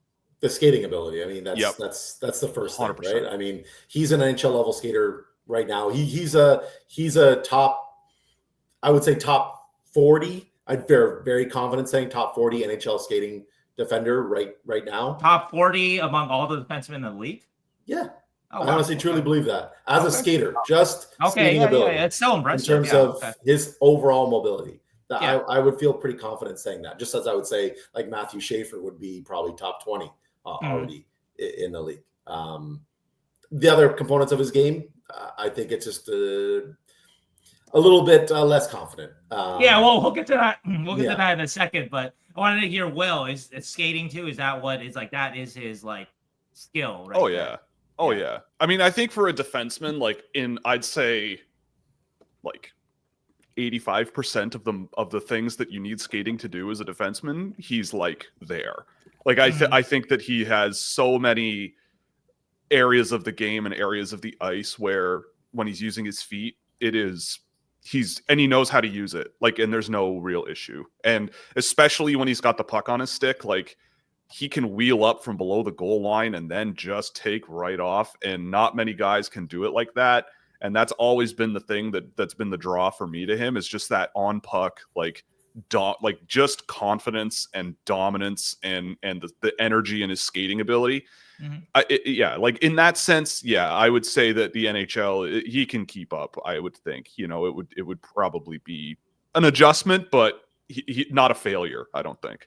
Right. And that's something that the Hunters have really done well to allow him to do, to foster. The Hunters aren't necessarily known for that from their defense core, but they've done a really good job allowing Sam to be extremely aggressive in activation. They've kind of given him the green light at all times to try to make something happen. And sometimes that means, there have been some issues with turnovers. There have been, some issues with puck management. I think that they were better this year than they were in his draft year. But it's something that he's going to have to continue to clean up. But he's not going to get better unless he's given that green light at the junior level, right? So, kudos to the Hunters to allow him to play that aggressively, because it's allowed him to make some improvements. And I think that area of his game, as Will said, it is the area that's going to translate the best, at least right now.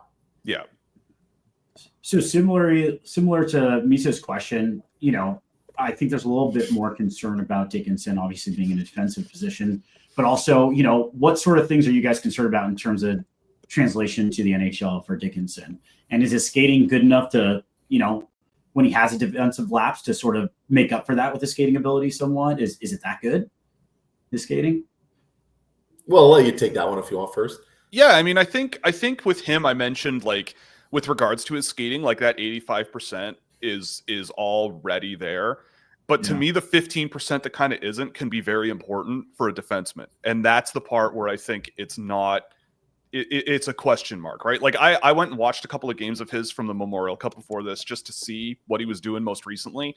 And I mean, look, like I think on the rush and when he can close a gap and find a way to close the gaps, like his stick checking and how he uses his feet to like position himself in lanes and everything, really, really good. Like that is not really a concern for me, but it is that like real close quarters defending, right? Like when guys really attack him with the puck wide or, try to sort of physically hold him off of, like they get through that stick check and then try to sort of like the speed of the NHL that a defenseman is required to defend at is really tough. And that's, I think, the thing that might be an issue. And then the other thing too is dealing with NHL forechecks, right? Like if you want to be that puck carrying, reliable defenseman out of your own end, you better have a lot of skill and you better have a good ability to read an oncoming forecheck and judge the speed of it and know who's coming at you. And like it requires a lot. And so I think it's just going to be a matter of like where he finds his comfort zone more than anything, like where he can push the envelope a little bit, learning what his limits are, pushing them comfortably. But I think more than anything, my whole issue with him last year was a lot of this real close quarters, like along the boards in front of the net defending, where I kind of went, oh boy, like we've got a ways to go here. But then also that, especially defensive zone puck management, where sometimes you sort of go, it's better than it was, though, for sure. Especially his rush defense is better than it was. But there are definitely some areas where I think for a defenseman too, it's like those are some key things that might change the pros and cons of his game at the NHL level for me. Yeah, I think retrieval routes is something. I think that he's kind of at a point now where he, as he matures and as he gains experience at the OHL level, he understands the sort of advantage that his skating ability can give him at that level. So it's kind of created some bad habits sometimes. I feel like he doesn't always take the best routes to retrieve pucks, and it puts himself sort of at a disadvantage sometimes to handle the forecheck, as Will said. And at the NHL level, that's going to be an issue because he's not going to be able to rely solely on his feet to get him out of trouble. And I think the other sort of concern that I'd have is sort of something that Will brought up in talking about you want him to be confident. You want him to continue to play the way that he is in London, which is aggressive offensively, because that's when he's at his best. I think we saw at the World Juniors most recently, he and Cameron definitely were not on the same page. And you could see that he made some mistakes early on in the tournament. His role was kind of altered and he kind of reverted to a bit of a shell. And the end of that tournament didn't go incredibly well for him because I felt like he just kind of wasn't – disengage is the wrong word, but I feel like he was just hesitant. He didn't really know or understand how he was supposed to help the team because he felt – you could tell that there was some apprehensiveness in terms of taking those offensive chances because, he was afraid of making those mistakes. And, if he makes those early on in his NHL career, and he gets benched or he gets scratched or whatever, what kind of impact is that going to have on his psyche? Is it going to be the same sort of thing where he sort of reverts into that shell? And you don't want that. You want his offensive game to flourish. You want him to develop into a top flight offensive defender. You want him to be a power play quarterback. You want him to be that guy that's able to put points up. And obviously you want his defensive game to continue to improve. But maybe that's in year 2 or year 3 of the NHL career, where San Jose's at right now. They have to be, if they're going to take Sam on their roster and play him on a nightly basis, I think you have to just live with some of those mistakes that are going to happen. Because if you ask him to alter his game, I don't think it's going to go well for his development. I think you kind of have to. You can't clip his wings, right? You have to let him, find out and figure out, how he can play the way that he needs to play. Rather than trying to fit him into a box. So I think maybe that would be another concern that I would have. Maybe his decision-making, as Will had mentioned, maybe isn't quite NHL-ready yet. And it could sort of put a cap on his actual upside if he were to be rushed to the NHL.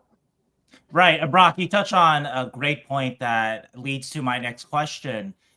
Listening to what you guys are saying, and of course we don't know, the season hasn't started yet, but it doesn't sound like with Michael Misa and Sam Dickinson that you would project that they have the kind of immediate NHL impact that a Macklin Celebrini had, because Macklin is just Macklin.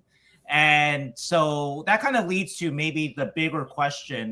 The more important thing is their long-term development. And so do you think that they are, whether it's physically or mentally, are they better served staying in the NHL all year or returning to juniors to protect them? Or another way to put it is, could a year of struggling someone in an NHL, can they grow from that, or could it ruin them? And we've seen this with defensemen, especially, that year in the NHL struggling, seeing that red light behind you a lot, that is a huge mental barrier to overcome. So anyway, wanted to hear what you guys thought about that. I mean, sorry. No, go ahead, Will. Yeah, okay. Go ahead. I mean, it's tough, right? I think the whole thing too is that we're in the summer, fall 2025. It's a tough time to know things, right? Because I personally, I watched Sam Dickinson in the OHL last year and I go, I don't know what he's good. If he comes back next year, what's the point, right? But is he an NHL defenseman? I don't know. I really am not sure. Michael Misa, I am much more confident in as he'll be fine. He'll figure something out. They'll be able to work with it. And there's not as much concern for me. But with Dickinson, again, the OHL, there's a lot of players leaving, a lot of guys, they're going to trend younger, maybe not immediately, and maybe next year will be fine. So maybe everything will be fine, but it's hard to know.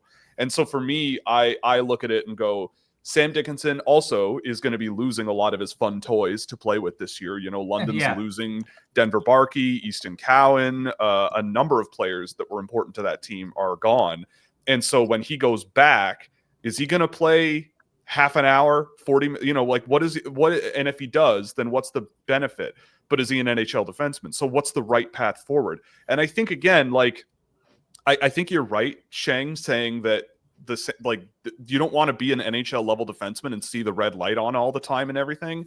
But at the same time, all of these things are about, sometimes I feel like it's not necessarily always about the events that happen on the ice, but how you handle the events that happen on the ice. Yes, and that's a human behavior response, right? So if the environment that he is in is look, we know you're going to make mistakes. This is the player you are. We're going to find a way to massage you into the lineup in a way that makes sense without, like you said, Brock, clipping your wings. Then that's what they might try to do. And if the right people are in the environment, then he should be able to handle those red lights going on more than they should, as okay, baby steps in the right direction.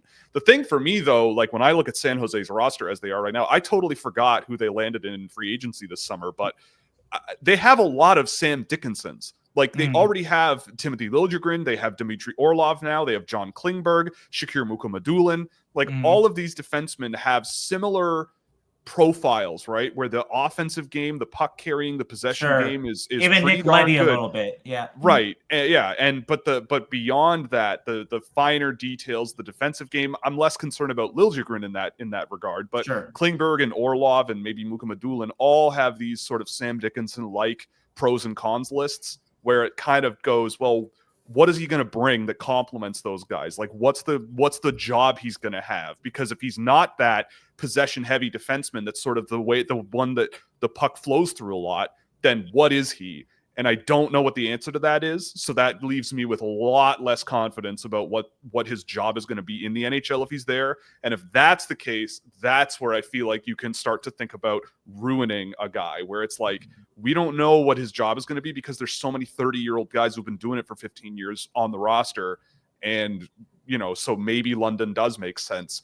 It just also sucks because they're adding a rule that I think would be perfect for Sam Dickinson, where they could slap him in the AHL for a year at 19 years old and call it a day. That's the part that, luckily they're fixing it, but it's a tricky spot to be in if I'm San Jose, especially considering who they signed in the summer this year. That's next year. That's exactly what I was going to say. It's unfortunate because the rule that's being put in place is exactly for players like Dickinson. If he were to be able to play in the AHL, he could play on the power play. He could play, 21, 22 minutes a night in the top four in the AHL. You can live with some of the mistakes he's going to make. The game's just a smidge slower. You're still getting the strength component that he's going to need defensively. It would be the perfect scenario, but there's no point talking about it because it's just not an option, right? So it's unfortunate. But like you said, they are fixing it, and it's great that they're going to have that flexibility moving forward. Not great for the CHL, but ultimately we're talking about player development, and it should be what's best for the players. Yeah. So let's track predictions. Misa and Dickinson, full year in the NHL or not? Misa, yes. Dickinson, no. That's my thought. Okay. Agreed. Okay. Sure. Okay. All right. Sure. And then here's another prediction question for me then. Since you guys think that Misa will stay the whole season in the NHL, give me a points prediction. Oh. Is he on the power play? I think they're going to storm in. That 42. I was going to say 40. I was going to say 40. Yeah, half a point a game. 40. Maybe like a 17, 23 kind of year. 15, 35, If he's playing with Will Smith on his wing or something next year, those two are going to be a problem for other teams in the offensive zone with how much they, I think, complement each other. The thing I love about Michael Misa is that, he scored 62 goals this year or whatever it was. He pushed 70. And you don't, and he didn't do it in the way that I can be a curmudgeon about, right? It's not like he was just getting out to the boards, turning and firing and going over the shoulder of some 16-year-old who, has an 822 save percentage in the season, right? Like he's not doing that. He's tipping pucks, he's getting rebounds, he's attacking the net, but he also can shoot the puck. Like he's a great mid-range shooter. Like he scores in a lot of different ways. And so if he's playing with a guy like a Will Smith, who is very, very, very good at finding guys in scoring areas and very, very good playing with the puck, then those two could really do some damage together. And who knows, right? Like maybe there's a 50 or 60 point season there, 30 goals, 30 is 25 is, I don't know. Like, right. It takes is a couple of rebounds, a couple of tips in front, and Misa does that kind of thing. Right. So who knows? But I would say like Brock said, like a 15, 25, 17, 23 type year, I think is reasonable. It's interesting how you bring up Misa and Smith in your mind being a very complementary duel or a strong duel. Potentially, yeah. Potentially. What kind of player do you think would be their complementary player? Who do you think would be on their, in this case, their left wing, because Smith played a lot of right wing last year. You need somebody who can drive play down low. I would say, right? Like somebody who's going to be able to take some pressure off Misa being a forechecker, somebody who can keep plays alive along the wall, somebody who can get to the net. Halttunen. I mean, perhaps, depending on how other parts of his game develop, but maybe even a guy like Musty, depending on if the physical engagement becomes a little bit more consistent. Right? There are some players in San Jose's system that maybe fit that role, or they don't even have to. I mean, once San Jose gets to a point where these younger players start paying off, that's when you can dip into free agency for somebody that could fill that kind of role. Or you make a trade, right? You trade from your prospect depth, make a big deal, and you bring in a veteran who's going to be able to play that kind of role. Yeah. Okay. And like a Sam Bennett, like that kind of that's a mentality would be great. I mean, there's not only so many of those guys floating around the league. It doesn't have to be that truculent. Barclay Goodrow today, but you try to find someone else later. I don't know, like something like that. Barclay Goodrow like 3 years ago, right? Yes, exactly. Temporary Band-Aid for now, the Band-Aid over the crack in the concrete, Right. Okay. So you guys have kind of touched on this, but just want to check in on this because this is a real possibility for the both of them. If Misa or Dickinson, they end up in an OHL, what can they still learn there? Well, I mean, Dickinson, and like it's what we already talked about, right? It's decision making and puck management and defensive play.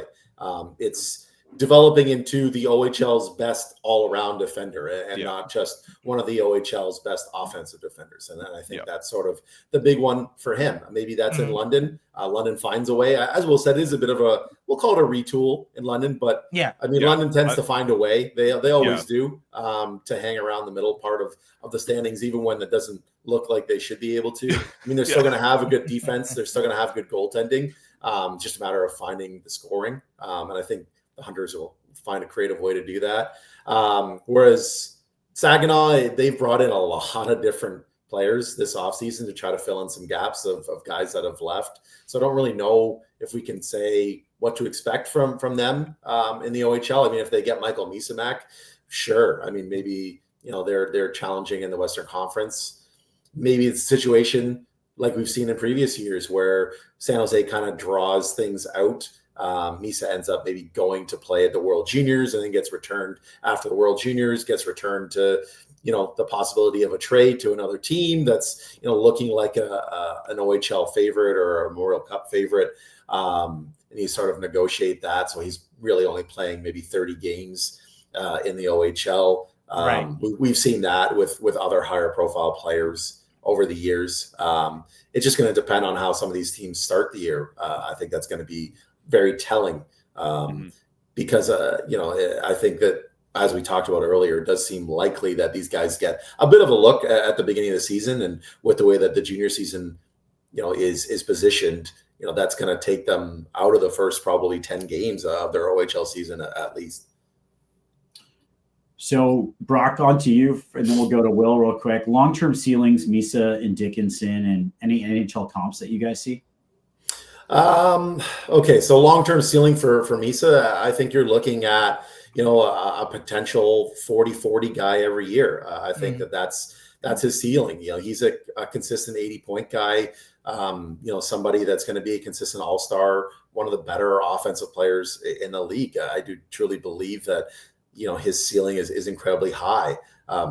Dickinson, the same thing. He's going to be somebody that could run power play one, especially as a trigger man with his big point shot.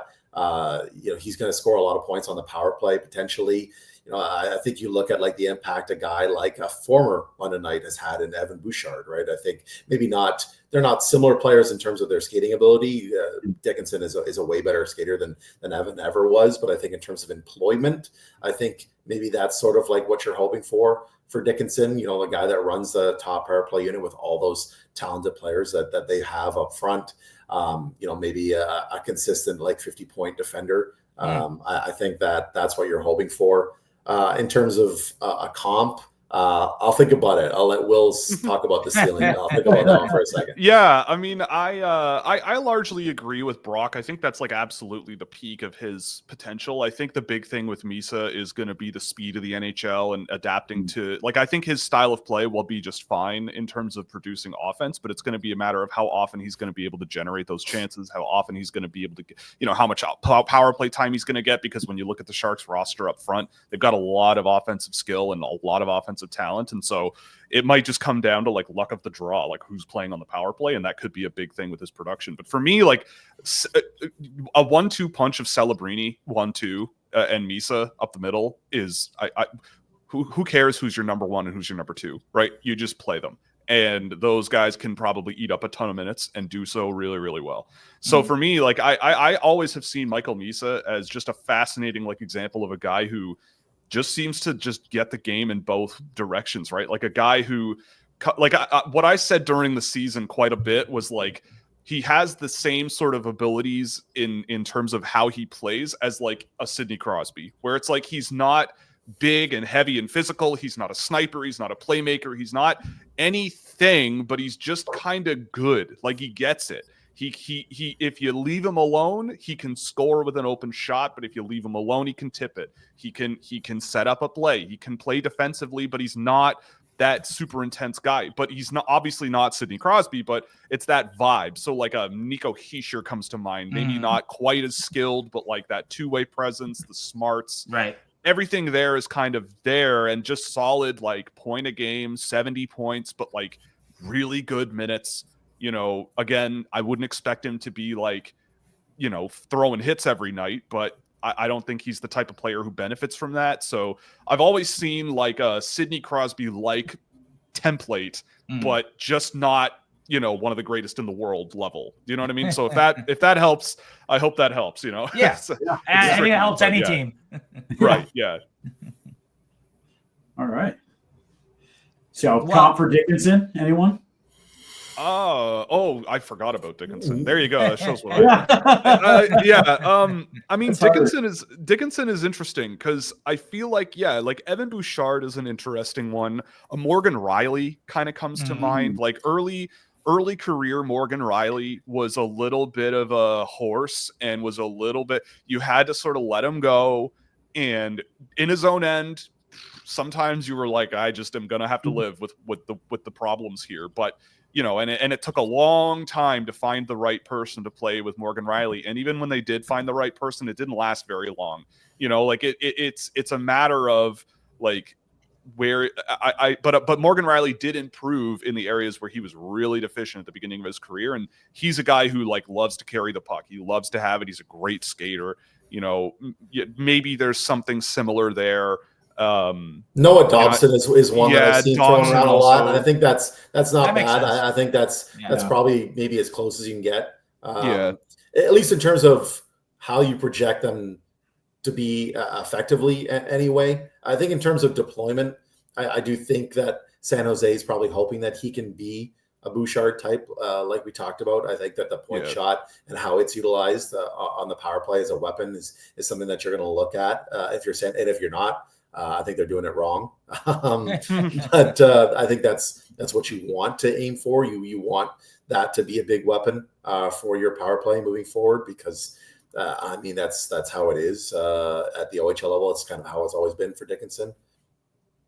Okay. Well, we've spent so much time talking about Dickinson and Misa that let's close off the show with let's touch on this hat tip to these many wingers, OHL wingers that the Sharks have in their system.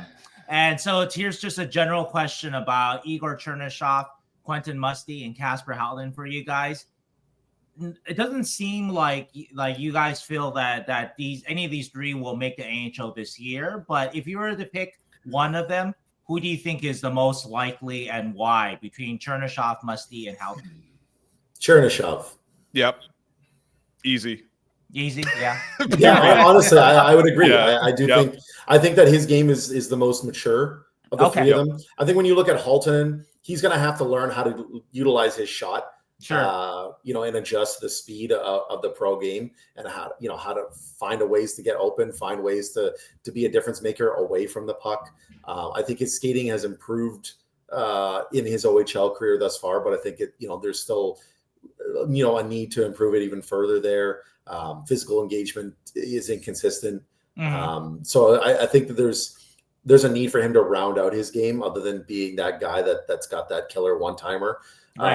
And I don't think San Jose wants him to just be a one-note player. They don't want a Mike Hoffman type on the power play and that's it, right? They want a guy that's going to be able to be a contributor in a lot of different ways. So I can't see him pushing for an NHL roster spot. They're going to want him playing decent minutes in the AHL. They're going to want him getting power play time for sure. Musty, maybe last year I would have said that might have been the case, but I don't know.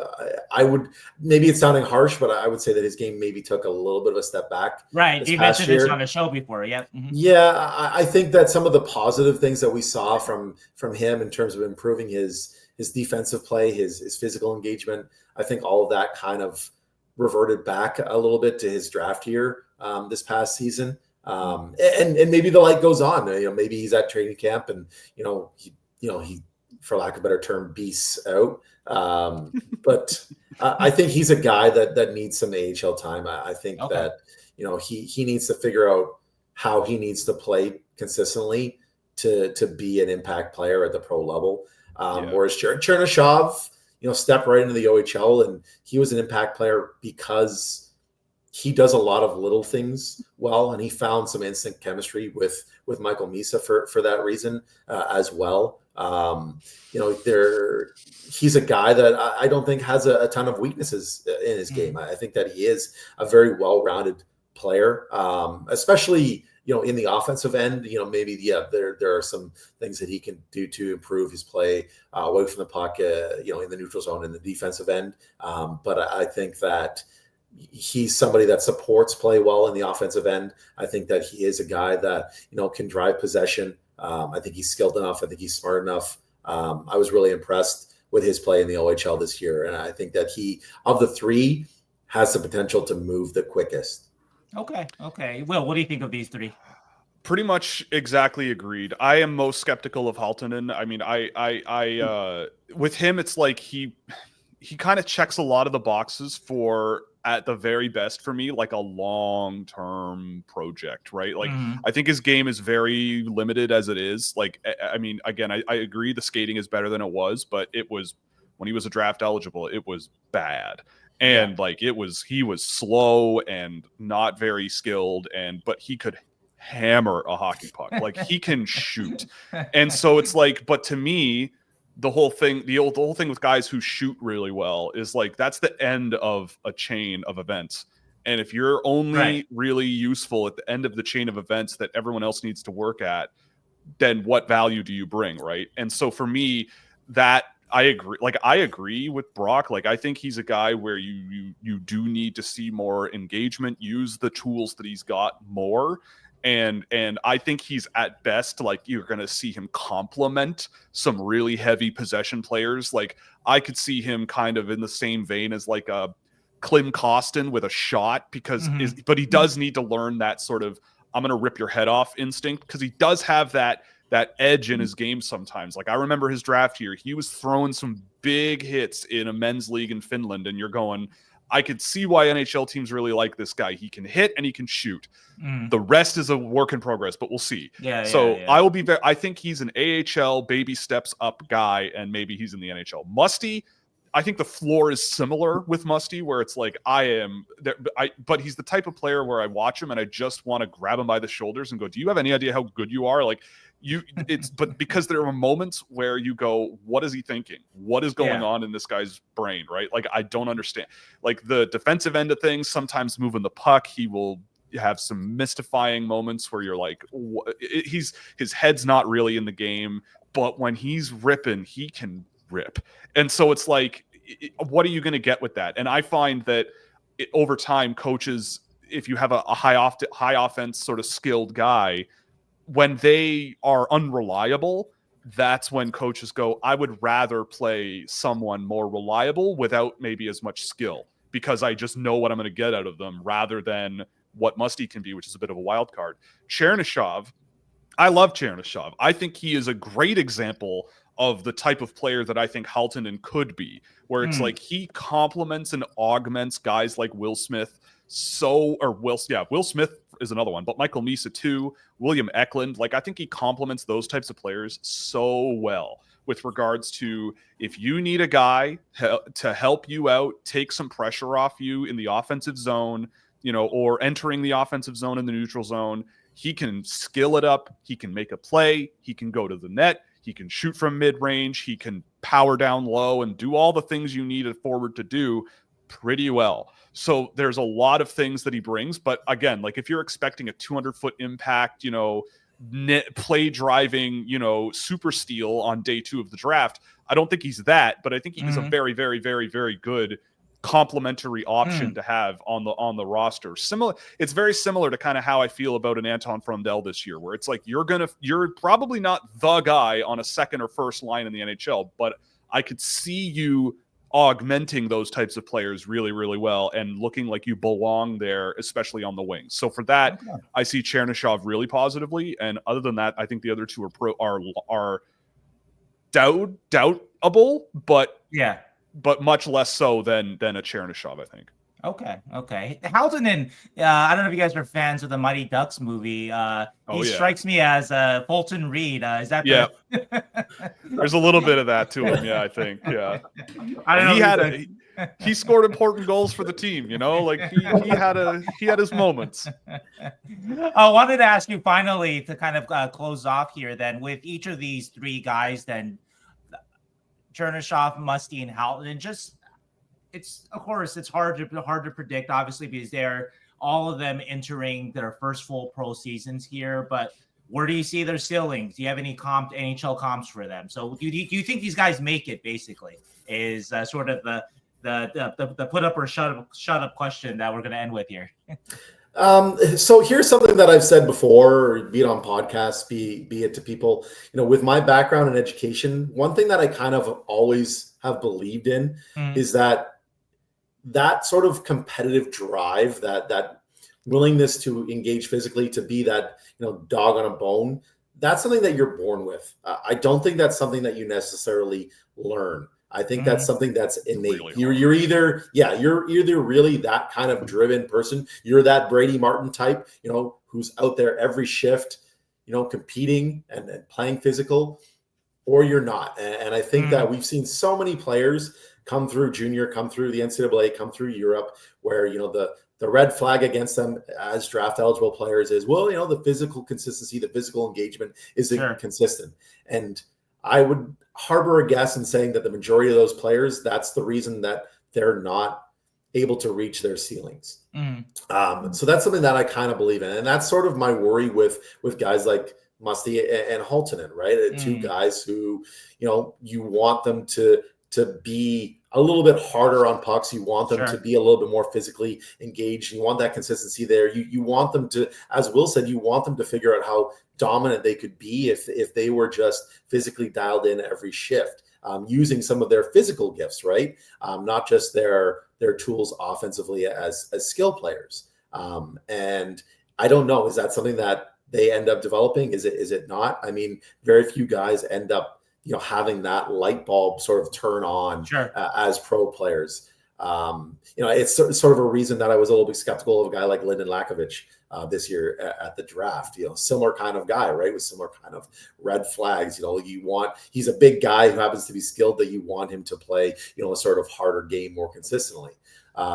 So for Musty and Halttunen, I hope they do. I think there's a place in the NHL for them, potentially, even if that light bulb doesn't come on, to be sort of, consistent physical players. But I don't know if they'll ever sort of reach the ceiling that they would have. And that ceiling would be as top six forwards, in my opinion. If both of these guys reach their ceiling, they are top six forwards. Whereas a guy like Chernysov, I think that there's an NHL player there, even if the offensive ceiling isn't reached. I think there's a place in the NHL for him, as a potential bottom six guy who can be sort of a role player, as Will said, somebody who's a supportive piece. Whereas, if Musty and Halttunen aren't, I don't think that they're NHL players. If they're not top six guys, if they're not on your power play unit, I don't know if they're NHL pieces. Okay. Yeah, I would agree with pretty much all of that. I think that Musty is a fascinating type of player. Like, I think Brock is correct. I mostly agree with the whole, like, there are certain things that I think you're born with. Like, it just changes the equation, really. Like, it becomes way more like playing just based off of your talent. Look, I live in Toronto. I saw Phil Kessel do it for 10 years, right? Like, he had all the talent in the world and did not really care to go beyond what he's capable of. And, like, fair enough, you're Phil Kessel, you can do that. But you cannot expect that to be a universal strategy for guys like him. And I see similarities in a guy like Musty, where you're just like, the way he plays, it comes off as though not every shift is the same approach. Not every shift is the same mentality. Not every shift is the same focus level. And that can be like, when there are millions of dollars on the line, there is the stage in the NHL is enormous. Like, it's a reason a lot of people complain about how little young players play in Europe for the draft or something. But the guys who run those teams, it's their job. And, like, they need to keep their teams afloat. So if their 18-year-old is not helping them, they're not going to play them. And so in this case, in the NHL, the same applies. So if you can't trust a player, they're not going to play you as much unless you can outperform. It's like, oh, I screwed up that one shift, but I still scored a goal and an assist. It's like, okay, it's a little frustrating, but, like, whatever, we got there, right? So it's going to be tricky with him on that. Halttunen, I just think his actual output of play, I think, is the furthest from the NHL, but it could get there in a role player's role, I would say. Like, again, I mentioned a Klim Kostin, for example, before. I think he's a better shooter than a Klim Kostin, but if he can learn that sort of physical edge to his game that I have seen here and there, then maybe there's a more down the lineup type role for him. With regards to Musty, that's a really tough one to sort of project as an NHL type player, because I just don't really know I can't think of one off the top of my head where there's this, like, high talent level, but sometimes like a Daniel Sprong, maybe, where you're just like, you're getting 40 points, you're getting 40, 50 points, but, like, at what cost, right? It's like, there are times where it's just a bit of a hair pulling thing, but hey, Daniel Sprong scores and scores and scores. So, like, you kind of take it or leave it, right? But I agree with Brock on the competitive side of things, and I think you can tell when you watch players. The guy I've kind of always thought of with Musty was Thomas Vanek. That's a good one. Yeah. That kind of guy who's going to put up points, but, maybe is jumping around teams because you're kind of always wanting that little bit more. And depending on what your team needs at that current moment, maybe you don't need that kind of player, or maybe you do. Maybe you need somebody on your power play, right? So I think that a guy like Vanek, who had some really successful years in the NHL, could be a comp. It's kind of the one that I've always sort of thought of with Musty. Yeah, I really like the Phil Kessel one, because Phil Kessel was supposed to be a number 1 pick. He ended up being a top 5 pick. But not everybody has Phil Kessel talent that they can just score goals and eat hot dogs. Yeah. Also, too, the other part about Phil Kessel is people talk about, oh, he's a Stanley Cup winner, but he had to go to a place where he was surrounded by, he had to go to a place where he became, like, the 4th best player or the 5th best player, right? And so So that's not the example that you want players to necessarily shoot for. Not everybody can do that. Kind of just roll out of bed and pop in a hat trick. So, but if you get a Phil Kessel in the draft at the end of the first round, sure, and that's what Quentin Musty. Not that Quentin Musty's not Phil Kessel, right? But I don't know. I mean, look, the hot dogs are what kept me out of the NHL. So maybe that's just a problem. But yeah, no, we'll see what happens. But it's that brand for sure. No, but I like these comps though, Kessel and Vanek though. Yeah, for Musty, Vanek, I would say yes. Is there any part of his development that you guys think is also just playing on the Wolves? Because, as you guys know, he asked for a trade out of there, and they just play that super offensive game, and that's partially it. And also, Brock, you said he took a step back this season. He also had a big injury, right, at the beginning of the year. So I don't know how much of the Wolves and, Sudbury's game and also the injury also stagnated some of his defensive side of the game and also just development this season. Well, I mean, you kind of can also twist that into what I was mentioning earlier about, being that dog on a bone and being born with it, right? Like you can take that situation and you can be that leader that team needs and, take them to the promised land. I mean, you look at the situation that Michael Misa was faced with Saginaw this year. I mean, his winger is his top winger was not even on the team heading into the year and was a cast off from the NDTP, right? So, he came to that situation and really ran with it as that leader that Saginaw needed, right? So, I could flip that script and say, I don't really care for that as an excuse, right? Like you're in a program, you have that responsibility to be the best that you can be in that program and to try to lead that team to the best of your capability. And, we're not talking about Sudbury like they were Peterborough this year, where they were, scrambling to try to find wins on a nightly basis.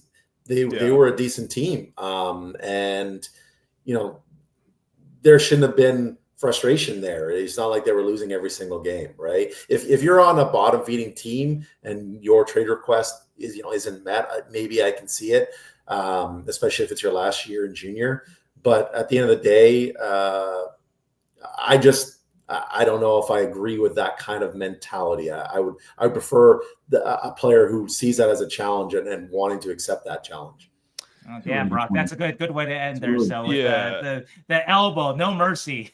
I think that's pretty reasonable, honestly. It's I'm with you. Yeah.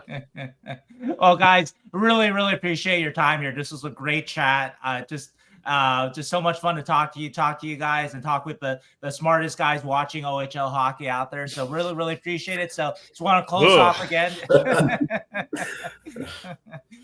So follow Brock Otten.